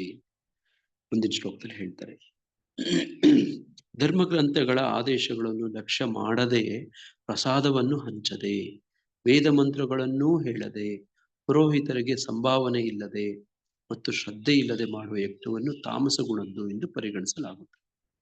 ನೋಡಿ ಇದ್ರ ಬಗ್ಗೆ ನಾವು ತುಂಬಾ ಎಚ್ಚರಿಕೆ ಇರಬೇಕು. ಈ 3 ಶ್ಲೋಕಗಳಲ್ಲಿ ಈ ಶ್ಲೋಕ ತುಂಬಾ ಮುಖ್ಯವಾದದ್ದು. ನೋಡಿ ನಾವು ಹಿಂಗೆ ಮಾಡ್ತೀವಿ, ಯಜ್ಞ ಮಾಡಿಸಿ ಪುರೋಹಿತರ ಜೊತೆಗೆ ಚೌಕಾಸಿ ಮಾಡ್ತೀರಿ, ಕೇಳಿದ್ದೀರಾ? ಅಷ್ಟೇ ಕೊಡೋದು ಇಷ್ಟೇ ಕೊಡೋದು, ಅವರು ಇಷ್ಟು ಕೊಡಿ ಅಂತಾರೆ, ನಾವು ಅಷ್ಟಲ್ಲ ಇಷ್ಟೇ ಕೊಡ್ತೀವಿ ಅಂತೀರಿ. ಪುರೋಹಿತರಿಗೆ ಸಂಭಾವನೆಯನ್ನೇ ಕೊಡೋದಿಲ್ಲ, ಕೆಲವು ಸತಿ ಅವ್ರು ತೃಪ್ತಿ ಆಗೋಗೋದಿಲ್ಲ. ನೋಡಿ ಅದ್ರ ಸಂಭಾವನೆ ಅದು. ನೋಡಿ ಅವರಿಗೆ ಸಂತೃಪ್ತರಾಗಿ ಹೋಗ್ಬೇಕು, ಅವರು ಅಂಥವ್ರಾಗಿರ್ಬೇಕು. ನೋಡಿ ಎಷ್ಟು ಕೊಡ್ತಾರೋ ಅಷ್ಟರಲ್ಲಿ ಸಂತೃಪ್ತಿ ಪಡ್ಬೇಕು. ಹಂಗನ್ಕೊಂಡು ಜನಗಳು ತುಂಬಾ ಮೋಸ ಮಾಡ್ತಾರೆ, ತುಂಬಾ ಕಡಿಮೆ ಕೊಡ್ತಾರೆ. ಅವ್ರು ಎಷ್ಟು ಕೊಟ್ರೆ ಅಷ್ಟು ತಗೊಂತಾರೆ ಅಂತ ಹೇಳಿ ಇದ್ರೇನು ಕೂಡ ಸಾಕಷ್ಟು ಕೊಡೋದಿಲ್ಲ. ನೋಡಿ ಅದು ಬಹಳ ಮುಖ್ಯ. ಪುರೋಹಿತರಿಗೆ ಸರಿಯಾದ ಅವರು ಪಾಪ ನೋಡಿ ಇತ್ತೀಚೆಗೆ ಪುರೋಹಿತಿಕೆ ಮಾಡೋರ್ಗೆ ಹೆಣ್ಣೆ ಕೊಡ್ತಾ ಇಲ್ಲ. ಯಾಕೆ? ಅವರಿಗೆ ಸಾಕಷ್ಟು ಸಂಭಾವನೆ ಸಿಗಲ್ಲ ಅನ್ನೋಂಥದ್ದು. ನೋಡಿ ಈ ತರದ ವಿಚಿತ್ರ ಆಗ್ತಾ ಇದೆ. ಸಮಾಜ ಏನಾಗ್ತಿದೆ, ಎಷ್ಟೋ ಜನ ನನಗೆ ಹತ್ರ ಗೊತ್ತಿರುವಂತ ಕೆಲವರು ಪುರೋಹಿತರು ಯಾರಿದ್ದಾರೆ, ಅವ್ರಿಗೆ ಹೆಣ್ಣು ಕೊಡ್ತಾ ಇಲ್ಲ. ರೈತರಿಗೆ ಕೊಡ್ತಾ ಇಲ್ಲ ಹೆಣ್ಣು. ನೋಡಿ ಇವೆರಡು ವಿಶೇಷವಾಗಿ ಬಹಳ ಸಮಸ್ಯೆ ಆಗ್ತಾ ಇದೆ. ಮುಂದಿನ ದಿನಗಳಲ್ಲಿ ಇದ್ರ ಬಗ್ಗೆ ತುಂಬಾ ಸಮಸ್ಯೆ ಆಗ್ತವೆ. ನೋಡಿ ಇದೆಲ್ಲ ನೋಡಿ ಅವನತಿಗೆ ನೋಡಿ ಪ್ರಾರಂಭ. ನೋಡಿ ಪುರೋಹಿತಿಕೆ ಮಾಡೋರಿಗೆ ಹೆಣ್ಣು ಕೊಡ್ತಿರೋದು. ನೋಡಿ ಅವ್ರವ್ರ ಜಾತಿ ಜನಾಂಗಗಳೆಲ್ಲ ಕೊಡೋದಿಲ್ಲ, ಅವ್ರ ಹೆಣ್ಮಕ್ಳು ಮದುವೆ ಆಗೋದಿಲ್ಲ. ಒಬ್ಬ ಪ್ಯೂನ್ ಅಟೆಂಡರ್ ಬೇಕಾದ್ರೆ ಒಂದು ಕೆಲಸದಲ್ಲಿ ಇದ್ರೆ ಮದುವೆ ಆಗ್ತಾರೆ. ನೋಡಿ ಅವನು ಯಾವನು ನೋಡಿ ಸಾಫ್ಟ್ವೇರ್ ಇಂಜಿನಿಯರ್ಸು ನೋಡಿ ಇಂಥವ್ರು ಬೇಕು ಅಂತಾರೆ. ಪುರೋಹಿತಿಕೆ ಮಾಡೋವಂಥವ್ರಿಗೆ ತುಂಬಾ ಕಷ್ಟ ಆಗ್ತಾ ಇದೆ. ನೋಡಿ ಈ ತರದ್ದು ಯಾಕೆ ಹಿಂಗೆ ಅಂದ್ರೆ ಸಂಭಾವನೆಗಳು ಸರಿ ಕೊಡೋದಿಲ್ಲ, ಅವ್ರ ಕುಟುಂಬ ನಿರ್ವಹಣೆ ಮಾಡ್ಕೊಳ್ಳೋದಕ್ಕೆ ಕಷ್ಟ ಆಗುತ್ತೆ. ಈ ತರದೆಲ್ಲ ಸಮಸ್ಯೆಗಳಿದಾವೆ ಈ ಕಲಿಯುಗದಲ್ಲಿ. ಹಂಗಾಗಿ ಧರ್ಮ ಗ್ರಂಥಗಳ ಆದೇಶಗಳನ್ನ ಲಕ್ಷ್ಯ ಮಾಡದೆ ಅಂತ ಇಲ್ಲಿದೆ. ನೋಡಿ ಏನ್ ಧರ್ಮ ಗ್ರಂಥಗಳಲ್ಲಿ ಏನಿದೆಯೋ ಅದನ್ನ ಸರಿಯಾದವರು ನೋಡಿ ಗುರು ಪರಂಪರೆ ಮುಖಾಂತರ ಕೇಳಿ ತಿಳ್ಕೊಂಡು ನೋಡಿ ಅದರಲ್ಲಿ ಕೊಟ್ಟಿರೋ ಪ್ರಕಾರ ಮಾಡ್ಬೇಕು. ಧರ್ಮ ಗ್ರಂಥಗಳ ಆದೇಶಕ್ಕೆ ವಿರುದ್ಧವಾಗಿ ಮಾಡ್ಬಾರ್ದು. ನೋಡಿ ಈಗ ನಾವು ಸಂಕೀರ್ತನೆ ಮಾಡೋದು ಧರ್ಮ ಗ್ರಂಥಗಳ ಆದೇಶಕ್ಕೆ ಅನುಗುಣವಾಗಿದೆಯಾ? ಕೆಲವೆಲ್ಲನೂ ಉಲ್ಲೇಖಗಳು ಓದಿದ್ವಲ್ವಾ? ಬ್ರಹ್ಮ ಪುರಾಣ, ಭಾಗವತ ನೋಡಿ ಈ ತರದ್ರಲ್ಲೆಲ್ಲ ಉಲ್ಲೇಖಗಳು ನಾವು ನೋಡಿದ್ವಾ? ಸಂಕೀರ್ತನೆ ಮಾಡುವುದು ಹೌದು ಇದು ಧರ್ಮ ಆದೇಶಗಳಿಗೆ ಅನುಗುಣವಾಗಿ ನಾವು ಮಾಡ್ತಿರೋದು. ನೋಡಿ ಪ್ರಸಾದವನ್ನು ಹಂಚದೆ, ದಯವಿಟ್ಟು ಹೇಳ್ತೀನಿ, ನಿಮ್ಮ ಮನೆಗಳಲ್ಲಿ ನೋಡಿ ಯಾರಾದ್ರೂ ಒಂದು ಮಕ್ಕಳ ಕಾರ್ಯಕ್ರಮನೋ ನೋಡಿ ಒಂದು ಹೆಣ್ಮಕ್ಳು ಒಂದು ಏನಾದ್ರೂ ಮಾಡಿದಾಗ ಪ್ರಸಾದ ಕೊಡದೆ ಯಾವತ್ತೂ ಕಳಿಸ್ಬೇಡಿ. ಏನಾದ್ರೂ ಕೊಡ್ಬೋದು ನಿಮ್ಮ ಮನೆಯಲ್ಲಿ. ಏನು ಕೊನೆ ಪಕ್ಷ ಸಕ್ಕರೆ ಆದ್ರೂ ಇರುತ್ತಲ್ಲ ಮನೆಯಲ್ಲಿ, ಒಂದು ಬೆಲ್ಲ ಆದ್ರೂ ಇರುತ್ತಲ್ಲ, ಇರುತ್ತೆ. ಏನೂ ಇಲ್ಲ ತಕ್ಷಣ ಈಗ ಏನು ಅರೇಂಜ್ಮೆಂಟ್ ಇಲ್ಲ ಅಂದ್ರೆ ಮನೇಲಿ ಒಂದ್ ಸ್ವಲ್ಪ ಸಕ್ಕರೆ ಆದ್ರೂ ಇದೆ. ನೋಡಿ ಹಿಂದಿನ ಕಾಲದಲ್ಲಿ ಈ ಸಕ್ಕರೆ ಕಡಲೆಪಪ್ಪು ಬಹಳ ನೋಡಿ ಬಾಣಂತಿಯರಿಗೆ ನೀರು ಹಾಕಿದ್ರೆ ಎಲ್ಲ ಸಕ್ಕರೆ ಕಡಲೆಪಪ್ಪು ಕೊಡ್ತಿದ್ರು, ಗೊತ್ತಾ? ಹೌದು ಪ್ರಭು, ಪೌಡರ್ ಮಾಡಿ ಪ್ಯಾಕೆಟ್ ಅಲ್ಲಿ ಹಾಕ್ಬಿಟ್ಟು ಕೊಡ್ತಾ ಇದ್ರು. ಇವಾಗ್ಲೂ ಕೊಡ್ತಾರೆ ಪ್ರಭು. ಇವಾಗ್ಲೂ ಕೊಡ್ತಾರೆ ಅಲ್ವಾ? ಗೊಂಬೆ ಕುಂಡ್ರಿಸ್ತಾರಲ್ಲ ಪ್ರಭು ದಸರಾನಲ್ಲಿ, ಅವಾಗ ಅದೇ ತುಂಬಾ ಫೇಮಸ್. ನೋಡಿ ಇದು ನಮ್ಮ ಆಚರಣೆಗಳಲ್ಲಿ ಬಾಡವಾಗಿದೆ. ಏನಾದ್ರೂ ಕೊಡ್ಬೇಕು, ಪ್ರಸಾದ ಹಂಚ್ಬೇಕು ಅಂತ. ನಿಮ್ಗೆ ನೋಡಿ ತೃಪ್ತಿನೇ ಆಗಲ್ಲ. ಯಜ್ಞ ಮಾಡ್ತೀರಿ, ಹೋಮ ಮಾಡ್ತೀರಿ, ಅವನ ಎಲ್ಲ ಮಾಡ್ತೀರಿ, ಕೊನೆಯಲ್ಲಿ ಪ್ರಸಾದ ಸಿಗದೆ ಇದ್ರೆ ನಮ್ಗೆ ಒಂಥರ ಬೇಜಾರಾಗತ್ತೆ. ನೋಡಿದ್ದೀರಾ? ನನ್ಗೊಂದು ಹಿಂಗಾಗತ್ತೆ. ನೋಡಿ ಪ್ರಸಾದ ಕೊಡ್ಬೇಕು. ಹೌದು ಪ್ರಭುಜಿ. ಹೌದು ಪ್ರಭು. ನವರಾತ್ರಿ ಇಲ್ದಾಗ ಪೂರ್ತಿ ಆಗಲ್ಲ ಏನು. ಪ್ರಸಾದ ತಿಂದಾಗ ತುಂಬಾ ಸಮಾಧಾನ. ಹೌದು ಪ್ರಭು. ಹರೇ ಕೃಷ್ಣ ಪ್ರಭು. ನವರಾತ್ರಿ ಮಾಡ್ತಾ ಇದ್ದಮ್ಮ ಪ್ರಭು. ಮೊದ್ಲು ನಾನು ಇಸ್ಕಾನ್ ಸೇರ್ದಿದ್ದಕ್ ಮೊದ್ಲು, ಅವಾಗ ಎಲ್ಲ ಒಂದು 20-30 ಮಕ್ಳು ಬರೋರು ಪ್ರಭು. ಡೈಲಿ ಒಂದೊಂದ್ ಪ್ರಸಾದ ಮಾಡಿ ಎಲ್ಲಾರ್ಗು ಕೊಟ್ಟು ಅವ್ರಿಗೆ ಅರ್ಶಿನ ಕುಂಕುಮ ಅವ್ರ ಕೈಯಲ್ಲಿ ಭಜನೆ ಮಾಡಿಸಿ ಕಳಿಸ್ತಾ ಇದ್ದೆ. ನೋಡಿ ಹಂಗೆ ನಮ್ಮ ಎಲ್ಲ ಕಾರ್ಯಕ್ರಮದಲ್ಲಿ ಈ ತರದೊಂದು ಯಾವತ್ತೂ ಮರಿದೆ ಒಂದು ಮಾಡೋಣ. ಪ್ರಸಾದ ಹಂಚೋಣ. ಏನಾದ್ರೂ ಕೊಡ್ಬೋದು. ಅಯ್ಯೋ ಪ್ರಸಾದಕ್ಕೆ ಅಂತ ಏನಾದ್ರೂ ಕೊಡ್ಬೋದು. ಮನೆಯಲ್ಲಿರೋ ಸಕ್ಕರೆನ ಹಂಚ್ಬೋದು, ಒಂದು ಕಡಲೆ ಪಪ್ಪ ಏನಾದ್ರೂ ಒಂದಿರುತ್ತೆ, ಏನೋ ಒಂದು ಕೊಟ್ಟು ಕೊಡ್ಬೇಕು. ಪ್ರಸಾದವನ್ನ ಹಂಚೋದು. ವೇದ ಮಂತ್ರಗಳನ್ನ ಹೇಳದೆ ನೋಡಿ ಕೆಲವರು ನೋಡಿರ್ತೀರಾ, ಸ್ತುತಿ ಆಗ್ತಾನೇ ಇರ್ಬೇಕು, ವೇದ ಮಂತ್ರಗಳು ಹೇಳ್ಬೇಕು ವಿಶೇಷವಾಗಿ. ನೋಡಿ ಇದು ಬಹಳ ಮುಖ್ಯ. ವೇದ ಮಂತ್ರಗಳು ಅಂದ್ರೆ ವೇದ ಮಂತ್ರಗಳಲ್ಲಿ ಭಗವಂತನನ್ನು ಕೊಂಡಾಡುತ್ತವೆ. ಎಲ್ಲ ವೇದಗಳು ಭಗವಂತನ ಗುಣಗಾನ ಮಾಡದೆ, ಏನೂ ಇಲ್ಲ, ಓಂ ಅಂತ ಹೇಳಿದ್ರೆ ಸಾಕು, ಅದು ಭಗವಂತನನ್ನ ನೋಡಿ ಆ ಶಬ್ದ ರೂಪದಲ್ಲಿ ಪ್ರತಿನಿಧಿಸುತ್ತೆ. ಮತ್ತೆ ಇತರ ದೇವತೆಗಳ ಮಂತ್ರಗಳು ಹೇಳಿದ್ರೂ ಕೂಡ ಅದು ಓಂ ಅಂತ ಸೇರಿಸ್ಕೊಂಡೇ ಹೇಳಬೇಕು ಅಲ್ವಾ. ನೋಡಿ ಅಲ್ಲಿ ಹರೇ ಶ್ವೇತ ಕೃಷ್ಣ ಮಂತ್ರ ಹರೇ ಕೃಷ್ಣ ಪ್ರಭುಜಿ. ಶ್ವೇತ ಮಾತಾಜಿ ಅಷ್ಟೇ ಪ್ರಭುಜಿ, ಡೈಲಿ ಮಕ್ಕಳಿಗೆ ಏನಾದ್ರೂ ಪ್ರಸಾದ ಕೊಟ್ಟೆ ಕಳ್ಸೋದವ್ರು, ಬರೀ ಕೈ ಹೌದು. ಕಳ್ಸಲ್ಲ ಪ್ರಭುಜಿ. ತುಳಸಿ ನೀರ್ ಹಾಕ್ಸ್ಬಿಟ್ಟು ಆ ತುಳಸಿ ಪ್ರದಕ್ಷಿಣೆ ಎಲ್ಲ ಹಾಕಿದ್ದಾದ್ಮೇಲೆ ಹೋಗ್ಬೇಕಾದ್ರೆ ಹರೇ ಕೃಷ್ಣ ಮಾತಾಜಿ ಅಂದಾಗ ಅವ್ರಿಗೆ ಪ್ರಸಾದ ಕೊಟ್ಟು ಏನಾದ್ರೂ ಪ್ರಭುಜಿ ಏನಾದ್ರೂ ಕೊಟ್ಟು ಕಳಿಸ್ತಾರೆ ಪ್ರಭುಜಿ. ನಮ್ಮ Very ಮನೆಗ್ good. ದೈ ಬರ್ತಾರೆ ಪ್ರಭು ಮಕ್ಳು, ಅವ್ರ ಕೈಯಲ್ಲಿ ಜೈ ಜಗನ್ನಾಥ್ ಹಾಡಾಡಿಸಿ ಹರೇ ಕೃಷ್ಣ ಮಂತ್ರ ಒಂದೊಂದ್ ಮಾಲೆ ಜಪ ಮಾಡಿಸಿ ಒಂದ್ 5-6 ಜನ ಮಕ್ಳು ಡೈಲಿ ಬರ್ತಾರೆ ಪ್ರಭು. ಸ್ವಲ್ಪ ಏನಾನ ಪ್ರಸಾದ ಕೊಟ್ಟು ಇಲ್ಲ ಬಿಸ್ಕೆಟ್ ತರಿಸ್ಬಿಟ್ಟು ಬಿಸ್ಕೆಟ್ ಕೊಟ್ಟು ಕಳಿಸ್ತೀನಿ. ನನ್ ಮಗ ಬಿಸ್ಕೆಟ್ ತಂದು ಕೊಡ್ತಾನೆ, ಚಾಕ್ಲೇಟು Okay. ಬಿಸ್ಕೆಟ್ ಎಲ್ಲ ತಂದು ಕೊಡ್ತಾನೆ ಪ್ರಭು, ಕೊಟ್ಟು ಕಳಿಸ್ತೀನಿ. ನೋಡಿ ಹಿಂಗೆ ವೇದ ಮಂತ್ರಗಳನ್ನು ಹೇಳ್ಬೇಕು. ಏನು ಗೊತ್ತಿಲ್ಲ, ನಾವು ವೇದ ಮಂತ್ರಗಳು ಗೊತ್ತಿಲ್ಲ ಅಂದ್ರೆ ಕೊನೆ ಪಕ್ಷ ಹರೇ ಕೃಷ್ಣ ಮಹಾಮಂತ್ರ ಆದ್ರೂ ಹೇಳ್ಬೋದಲ್ವಾ, ಅದು ಎಲ್ಲರಿಗೂ ಬರುತ್ತಲ್ವಾ, ಎಲ್ಲರೂ ಹೇಳಿಸ್ಬೋದಲ್ವಾ. ವೇದ ಮಂತ್ರಗಳು ಅಂತಂದ್ರೆ ನೋಡಿ ಋಗ್ವೇದ, ಸಾಮವೇದ, ಯಜುರ್ವೇದ, ಅಥರ್ವವೇದನೇ ಹೇಳಿಸ್ಬೇಕಾಗಿಲ್ಲ, ಭಗವಂತನ ನಾಮ ಹೇಳಿಸಿದ್ರೆ ಸಾಕು, ಹರೇ ಕೃಷ್ಣ ಮಹಾಮಂತ್ರ ಹೇಳಿದ್ರೆ ಸಾಕು ಕೊನೆ ಪಕ್ಷ ಅಲ್ವಾ. ವೇದಗಳೇ ಹೇಳಬೇಕು ಅಂತ ಏನಿಲ್ಲ ಅಲ್ವಾ, ಹರೇ ಕೃಷ್ಣ ಮಹಾಮಂತ್ರ ಹೇಳಿಸ್ಬೇಕು, ಅದೇ ಸಂಕೀರ್ತನೆ. ಪುರೋಹಿತರಿಗೆ ಸಂಭಾವನೆ ಇಲ್ಲದೆ ಮತ್ತು ಶ್ರದ್ಧೆ ಇಲ್ಲದೆ ಮಾಡದ ಯಜ್ಞವನ್ನ ತಾಮಸ ಗುಣದ್ದು ಎಂದು ಪರಿಗಣಿಸ್ತಾರೆ. ನೋಡಿ ಶ್ರದ್ಧೆನೇ ಶ್ರಾದ್ದ ಅಂತ ಹೇಳೋದು, ಶ್ರದ್ಧೆ ಇರ್ಬೇಕು. ನಾವು ಯಾವುದೇ ಯಜ್ಞ ಹೋಮ ಮಾಡ್ತಿದೀವಿ ನೋಡಿ, ಇದನ್ನ ಭಗವಂತ ಸ್ವೀಕರಿಸ್ತಿದನೋ ಇಲ್ವೋ ನೋಡಿ, ಇದೆಲ್ಲ ಬೂಟಾಟಿಕೆ. ನೋಡಿ ಕೆಲವು ಸತಿ ಈ ಶಾಲಾ ಶಿಕ್ಷಣ ಓದಿರುವಂತ ಮಕ್ಕಳಿಗೆ ದೇವರಲ್ಲಿ ನಂಬಿಕೆ ಹೋಗ್ಬಿಡುತ್ತೆ. ಇದೆಲ್ಲನೂ ಏನು ಮೈಥಾಲಜಿ ಅಂತ ಹೇಳ್ಕೊಟ್ಬಿಟ್ಟಿರ್ತಾರೆ ಸ್ಕೂಲ್ ಕಾಲೇಜಲ್ಲಿ, ಅವರಿಗೆ ಸಹಜವಾಗಿನೇ ಈ ಶ್ರದ್ಧೆ ಹೋಗ್ಬಿಡುತ್ತೆ ಸ್ಕೂಲ್ ಕಾಲೇಜ್ಗೆ ಹೋದ್ರೆ. ನೋಡಿ ಅವರೆಲ್ಲ ಸೈನ್ಸ್ ಅಲ್ಲಿ ಇರ್ತಾರೆ, ಅವರೆಲ್ಲ ಸೈನ್ಸ್ ಅಲ್ಲಿ ತೇಲ್ತಾ ಇರ್ತಾರೆ. ಅವ್ರಿಗೆ ಹಿಂಗೆಲ್ಲ ಹೇಳಿದ್ರೆ ಅವ್ರಿಗೆ ಒಪ್ಕೊಳ್ಳಲ್ಲ. ಸುಮ್ಮನೆ ಏನೋ ಅಪ್ಪ ಅಮ್ಮ ಕೂರಿಸ್ತಿದ್ದಾರೆ ಅಂತ ಕೂತ್ಕೋತಾರೆ, ಅವ್ರಿಗೆ ಇಷ್ಟ ಇಲ್ಲದೆ ಮಾಡ್ತಾರೆ. ನೋಡಿ ಅದು ತಾಮಸಿಕ ಆಗುತ್ತೆ. ನೋಡಿ ಶ್ರದ್ಧೆ, ಆ ನಂಬಿಕೆ, ವಿಶ್ವಾಸ ಇಟ್ಕೊಂಡು ಮಾಡುವಂಥದ್ದು. ಹಂಗಾಗಿ ಶ್ರದ್ಧೆ ಆದವ ಶ್ರದ್ಧೆಯಿಂದ ಶುರುವಾಗುತ್ತೆ ನೋಡಿ. ಆದವ ಶ್ರದ್ಧಾ, ಸಾಧು ಸಂಘ. ಸಾಧು ಸಂಘಕ್ಕೆ ಬಂದಾಗ ಆ ಶ್ರದ್ಧೆ ಇನ್ನೂ ಜಾಸ್ತಿ ಆಗತ್ತೆ. ನೀವು ದುರದೃಷ್ಟವಶಾತ್ ನೀವು ಏನಾದ್ರೂ ಭಾನುವಾರ ಸತ್ಸಂಗಕ್ಕೆ ಬರ್ತಿಲ್ಲ ಅಂದ್ರೆ ನಿಮ್ಮಷ್ಟು ದುರದೃಷ್ಟರು ನೋಡಿ, ಶ್ರದ್ಧೆ ಕಳ್ಕೊಳ್ತಾ ಇರೋರು ನಾನು ನೋಡಿದ್ದೀನಿ. ಭಾನುವಾರ ಕಾರ್ಯಕ್ರಮಕ್ಕೆ ಯಾರು ಬರೋದನ್ನ ಬಿಡ್ತಾರೋ ಅಥವಾ ಬರಲ್ವೋ ಅವರು ಒಂದು ಕಾಲಕ್ರಮದಲ್ಲಿ ಅವರು ಭಕ್ತಿಯಿಂದ ದೂರ ಆಗ್ತಾರೆ. ಇದು 100ಕ್ಕೆ 100 ಗ್ಯಾರಂಟಿ. ಆನ್ಲೈನಲ್ಲೇ ಇರ್ತೀವಿ ಅಂತಂದ್ರೆ ಅದು ಏನು ಅಷ್ಟಾಗಿ ಉಪಯೋಗ ಆಗಲ್ಲ. ಒಂದ್ ಮಟ್ಟಕ್ಕೆ ಆಗತ್ತೆ, ಕನೆಕ್ಟ್ ಮಾಡುತ್ತೆ ನೋಡಿ, ಕಲ್ಟಿವೇಟ್ ಮಾಡಕ್ ಆಗಲ್ಲ ನೋಡಿ. ಹಂಗೆ ದಯವಿಟ್ಟು ಭಾನುವಾರ ಕಾರ್ಯಕ್ರಮಗಳಿಗೆ ಮಂದಿರಕ್ಕೆ ಬರೋದಕ್ಕೆ ಶಬ್ದ ಮಾಡಿ. ಹಂಗೆ ತಾಮಸ ಗುಣದ್ದು ಎಂದು ಪರಿಗಣಿಸಲಾಗುತ್ತದೆ. ಭಾವದಲ್ಲಿ ಪ್ರಭುಪಾದರು ಹೇಳ್ತಾರೆ, ತಾಮಸ ಗುಣದಲ್ಲಿ ಶ್ರದ್ಧೆ ಇಡುವುದೆಂದರೆ ವಾಸ್ತವವಾಗಿ ಶ್ರದ್ಧೆಯೇ ಇಲ್ಲದಂತೆ ಕೆಲವೊಮ್ಮೆ ಜನರು ಹಣವನ್ನು ಗಳಿಸುವುದಕ್ಕಾಗಿಯೇ ಯಾವುದಾದರೂ ದೇವತೆಯನ್ನು ಪೂಜಿಸಿ ಅನಂತರ ಧರ್ಮ ಗ್ರಂಥಗಳ ಆದೇಶವನ್ನು ಅಲಕ್ಷ್ಯ ಮಾಡಿ ಹಣವನ್ನು ಮನರಂಜನೆಗೆ ಬಳಸುತ್ತಾರೆ. ಧಾರ್ಮಿಕತೆಯ ಆಡಂಬರದ ಪ್ರದರ್ಶನವಾದ ಇಂತಹ ಸಮಾರಂಭಗಳನ್ನು ಪ್ರಾಮಾಣಿಕವೆಂದು ಒಪ್ಪಲಾಗದು. ಇವೆಲ್ಲ ತಾಮಸ ಸ್ವಭಾವವು. ಇವರು ಅಸುರಿ ಮನೋಧರ್ಮವನ್ನು ಸೃಷ್ಟಿಸುತ್ತವೆ. ಇವುಗಳಿಂದ ಮಾನವ ಸಮಾಜಕ್ಕೆ ಉಪಯೋಗವಿಲ್ಲ. ಹರೇ ಕೃಷ್ಣ. ಈ ತರದ್ದಿದೆ ವಿಷಯ. ಪ್ರಭುಪಾದರು ಇಷ್ಟು ಸ್ಪಷ್ಟವಾಗಿ ಹೇಳ್ತಿದ್ದಾರೆ. ನಾವು ಇವತ್ತು ಯಜ್ಞದ ಬಗ್ಗೆ, ಸತ್ವಗುಣ, ರಜೋಗುಣ, ತಮೋಗುಣದ ಬಗ್ಗೆ ಓದಿದ್ವಿ. ಯಾರಿಗಾದ್ರೂ ಏನಾದ್ರು ಪ್ರಶ್ನೆ ಇದೆಯಾ? ಯಾರಾದ್ರೂ ಏನಾದ್ರು ಹೇಳಕ್ ಬಯಸ್ತೀರಾ, ಕೇಳಕ್ ಬಯಸ್ತೀರಾ?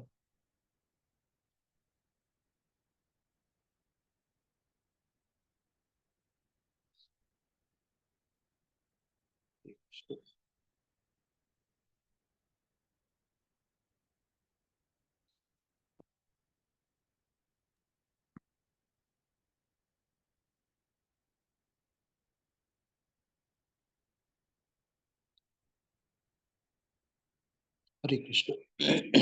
ಏನು ಇಲ್ದಿದ್ರೆ ನೋಡಿ ಕುಂಭಕೋಣಂಗೆ ನಾವು ಯಾತ್ರೆ ಹೋಗ್ತಿದ್ವಿ. ವಿಶೇಷವಾಗಿ 24 ದಿವ್ಯ ದೇಶಗಳಿದಾವೆ, ಒಂದೇ ಕಡೆ ಇದಾವೆ. ನಾವು ಹೋದ್ಸತಿ ವೃಂದಾವನಕ್ಕೆ ಹೋಗಿದ್ವಿ, ಒಂದ್ಸತಿ ಉತ್ತರ ಭಾರತ, ಒಂದ್ಸತಿ ದಕ್ಷಿಣ ಭಾರತಕ್ಕೆ ಹೋಗುವಂಥದ್ದು. ನೋಡಿ ಇದು ಎಲ್ಲವೂ ವರ್ಷಕ್ಕೆ ಒಂದ್ಸತಿ ಭಕ್ತರು ಯಾತ್ರೆ ಹೋಗೋದು ಬಹಳ ಮುಖ್ಯ. ನೀವು ನೀವು ಯಾವ್ಯಾವ ಗುಂಪಲ್ಲಿ ಇದೀರೋ ಆಯಾ ಗುಂಪಲ್ಲಿ ಹೋಗೋ ಪ್ರಯತ್ನ ಮಾಡಿ. ಎಲ್ಲರೂ ಇಲ್ಲೇ ಬರ್ಬೇಕು ಅಂತೇನಿಲ್ಲ.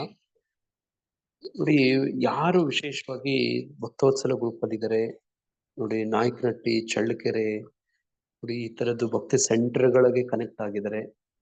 ನೋಡಿ ತಾವೆಲ್ಲರೂ ಬರುವಂತ ತುಂಬಾ ಅವಶ್ಯಕ. ನೋಡಿ ಯಾರಿಗೂ ಪರಸ್ಪರ ಹೆಸರುಗಳು ಗೊತ್ತು ಅಷ್ಟೇನೆ. 3 ದಿನ ನೋಡಿ ಜೊತೆಯಲ್ಲಿ ಯಾತ್ರೆ ಮಾಡಿದಾಗ ಪರಸ್ಪರ ಹೆಚ್ಚು ಪರಿಚಯ ಆಗತ್ತೆ. ನೋಡಿ ಪ್ರತ್ಯಕ್ಷವಾಗಿ ನೋಡಿ ಭಕ್ತರ ಸಂಘದಲ್ಲಿ ಹೋಗಿ ಭಗವಂತನ ಲೀಲೆ ನಡೆಸಿದಂತ ಸ್ಥಳಗಳನ್ನ ಹೋಗಿ ದರ್ಶನ ಮಾಡುವಂಥದ್ದು, ಅಲ್ಲಿನ ಸ್ಥಳ ಪುರಾಣ ಕೇಳುವಂಥದ್ದು, ನೋಡಿ ಅಲ್ಲಿ ಆ ತೀರ್ಥಗಳಲ್ಲಿ ಸ್ನಾನ ಮಾಡುವಂಥದ್ದು, ಇವೆಲ್ಲವೂ ಬಹಳ ಮುಖ್ಯ. ವಿಶೇಷವಾಗಿ ನಿಮ್ಮ ಕುಟುಂಬ ಸಮೇತ ಬಂದ್ರೆ ಇನ್ನು ಬಹಳ ವಿಶೇಷ. ನೋಡಿ ಈ ತರದೊಂದು ಅವಕಾಶ ಇದೆ. ಇದುವರೆಗೂ ಯಾರೂ ಸ್ಪಂದಿಸಿಲ್ಲ. ಯಾರಾದ್ರೂ ಇಲ್ಲಿರೋರು ಬುಕ್ ಮಾಡಿದೀರಾ? ಯಾರಾದ್ರೂ ನೋಡಿ ನಮ್ಮ ರಾಮ್ ಕಮಲೇಶ್ ಬಾಬುಜಿ ಫ್ಯಾಮಿಲಿ ಒಬ್ಬರು ಬಿಟ್ಟು ಭಾಗ್ಯಮ್ಮ ಭಾಗ್ಯಮ್ಮ ಅವ್ರು ಕೇಳ್ಬಿಟ್ಟು ಇವತ್ತು ಹೇಳ್ತೀನಿ ಅಂದಿದ್ದಾರೆ. ನಾನು ಭಾಗ್ಯಮ್ಮ ಬರ್ತೀರಿ ಪ್ರಭು, ನಮ್ಗಿಬ್ಬರಿಗೂ ಟ್ರೈನ್ ಬುಕ್ ಮಾಡಕ್ಕೆ ಅವಕಾಶ ಇದೆ. ಕೇಳಿದ್ರೆ ನೋಡಿ ನಿಮ್ಮ ಶಿವಪ್ರಭುನೇ ನಿಮ್ಗೆ ಕಾಂಟ್ಯಾಕ್ಟ್ ಪರ್ಸನ್. ಶಿವಪ್ರಭು ಪರಿಚಯ ಇದಾರೆ ಮಾತಾಜಿ ಹೊರಮಾವಲ್ಲಿ ನಿಮ್ಗೆ? ಕೇಳ್ತೀರಿ ಪ್ರಭು. ಇವತ್ತು ನಾನು ಜೈದಾಯಿನಿ ಯಾಕೋ ಕ್ಲಾಸ್ ಜಾಯ್ನ್ ಆಗಿದ್ಲ, ಕೇಳ್ಬಿಟ್ಟು ಮಾತಾಡ್ಬಿಟ್ಟು ಕೇಳ್ತೀರಿ ಪ್ರಭು. ನೋಡಿ ನಾನು ವಿಶೇಷವಾಗಿ ಸರಸ್ವತಿ ಮಾತಾಜಿ ಅವ್ರು ತುಂಬಾ ಕೇಳ್ತಿದ್ರು, ಯಾವಾಗ್ಲೂ ಕೇಳ್ತಿದ್ರು ಆನ್ಲೈನ್ ಕ್ಲಾಸ್. ಹೋದ ವರ್ಷ ಬೃಂದಾವನಕ್ಕೆ ಮಾತಾಜಿ ಅವ್ರದ್ದೇ ಒತ್ತಾಯ. ನೋಡಿ ಈ ವರ್ಷ ಕೇಳ್ತಿದ್ರು.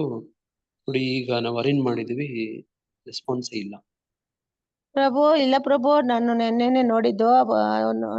ನೋಡ್ದೆ ಮೈಗ್ ಬೇರೆ ಹುಷಾರಿಲ್ಲ, ಈ ಮನೆಯಲ್ಲಿ ಮಗು ಪಾಪ ಹುಟ್ಟಿದಕ್ಕೆ ಏನೋ ಇದು ಅಂತ ಹೇಳ್ಬಿಟ್ಟು ನಾನು ಯಾವ್ದಕ್ಕೂ ಭಾಗವಹಿಸಕ್ಕಾಗಿಲ್ಲ. ಯಾಕಂದ್ರೆ ಹಾಸ್ಪಿಟ್ಲ್ಗೆ ಅದಕ್ಕೆ ಇದಕ್ಕೆ ಹೋಗೋದಿತ್ತು.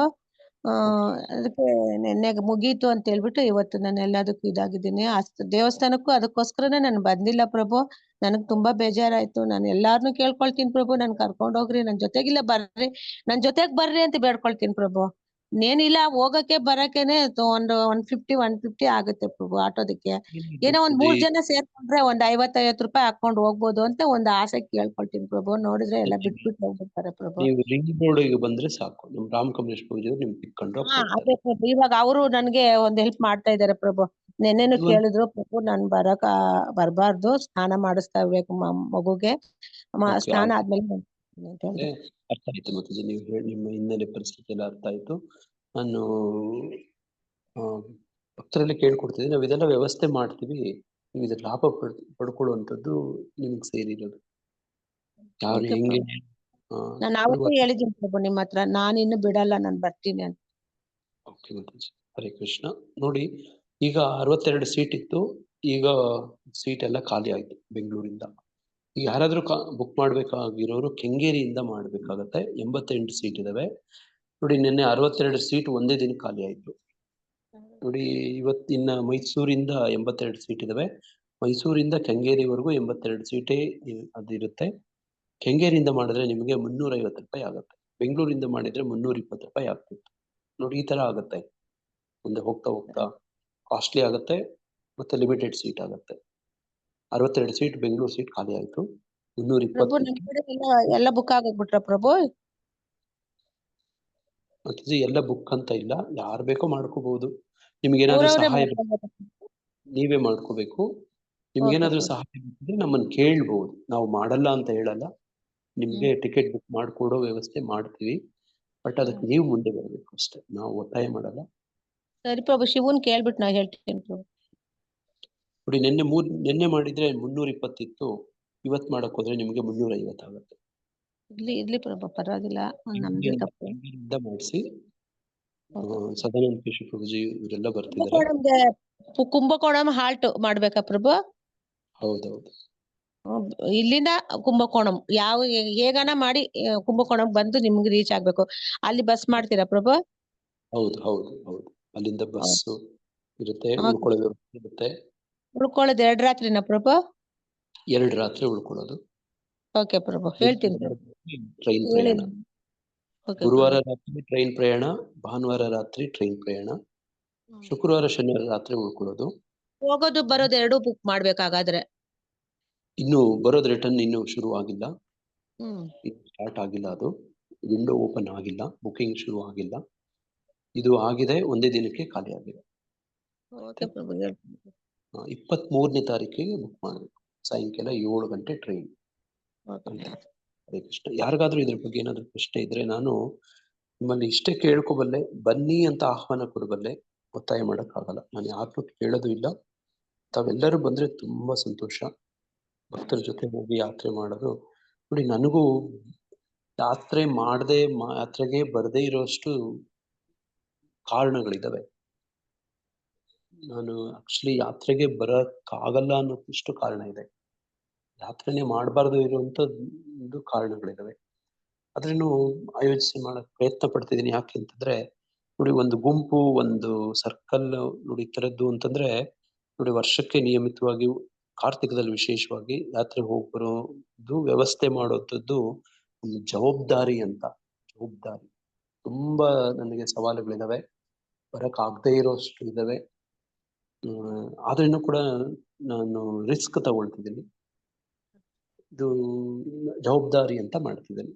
ಸರ್ಕಲ್ ಅಂದ್ರೆ ನೋಡಿ, ಬೇರೆ ಬೇರೆ ಸರ್ಕಲ್ಗಳೆಲ್ಲ ಹೋಗ್ತಿದ್ರೆ ನಮ್ ಸರ್ಕಲ್ ಅಲ್ಲಿ ಹೋಗ್ತಿಲ್ಲ, ನಮ್ಮನ್ನೆಲ್ಲೂ ಕರ್ಕೊಂಡು ಹೋಗ್ಲಿಲ್ಲ, ವ್ಯವಸ್ಥೆ ಮಾಡ್ಲಿಲ್ಲ ಅನ್ನೋ ತರದ್ ಆಗ್ಬಾರ್ದು. ಅದಕ್ಕೋಸ್ಕರ ದಯವಿಟ್ಟು ಈ ಅವಕಾಶವನ್ನ ಲಾಭ ಪಡ್ಕೊಳ್ಳಿ. ಬಂದವರಿಗೆ ಖುಷಿ ಆಗ್ತಾರೆ, ಮತ್ತೆ ತುಂಬಾ ಕಾಸ್ಟ್ಲಿ ಏನಿಲ್ಲ. ನೋಡಿ,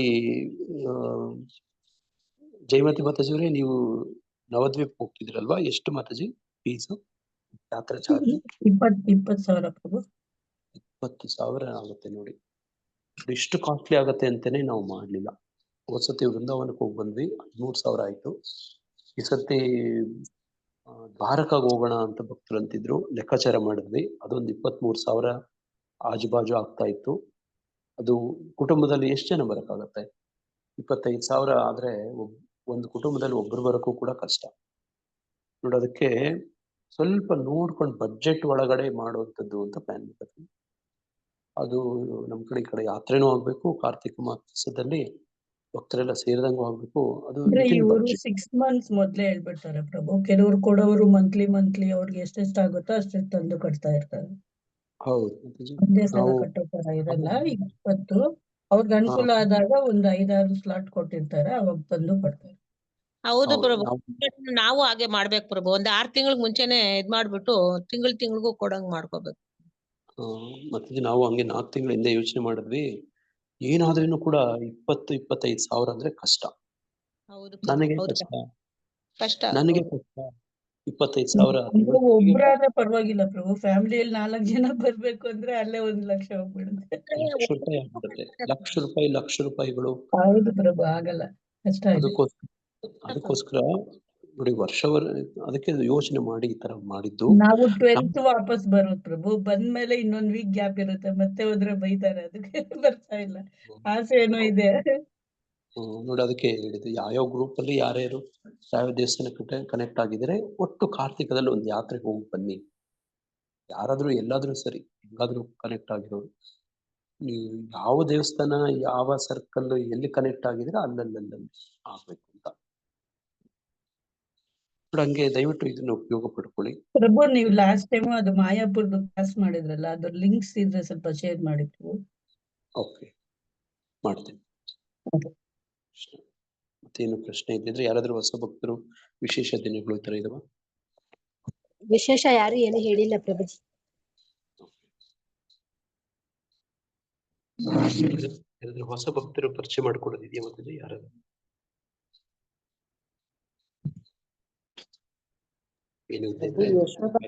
ಅವ್ರ ಮಗಳು ಶ್ರೀಮಂತ ಅಂತೆ ಪ್ರಭು, ಅವ್ರು ಇವತ್ತೇ ಹೊರಡ್ತಾ ಇದ್ದೀವಿ, ಇವತ್ತೇ ಪ್ರಾರ್ಥನೆ ಮಾಡಿ ಅಂತ ಹೇಳಿದ್ರು.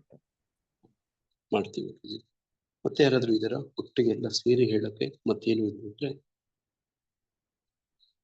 ಹರೇ ಕೃಷ್ಣ. ಯಶೋಧ ಮಾತಾಜಿಯವ್ರ ಮಗಳು ಶ್ರೀಮಂತ.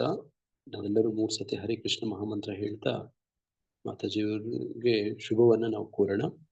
ಎಲ್ಲರೂ ಅನ್ಮ್ಯೂಟ್ ಮಾಡ್ಕೊಂಡು 3 ಸತಿ ಪ್ರಾರ್ಥನೆ ಹೇಳಿ. ಹರೇ ಕೃಷ್ಣ ಹರೇ ಹರೇ ಕೃಷ್ಣ ಹರೇ ಕೃಷ್ಣ ಕೃಷ್ಣ ಕೃಷ್ಣ ಹರೇ ಹರೇ ಹರೇ ರಾಮ ರಾಮ ರಾಮ ಹರೇ ಹರೇ ಕೃಷ್ಣ ಕೃಷ್ಣ ಕೃಷ್ಣ ಹರೇ ಹರೇ ಹರೇ ರಾಮ ರಾಮ ಹರೇ ಹರೇ ಹರೇ ಕೃಷ್ಣ ಹರೇ ರಾಮ ರಾಮ ರಾಮ ಹರೇ ಹರೇ ಹರೇ ರಾಮ ಹರೇ ರಾಮ ಹರೇ ಹರೇ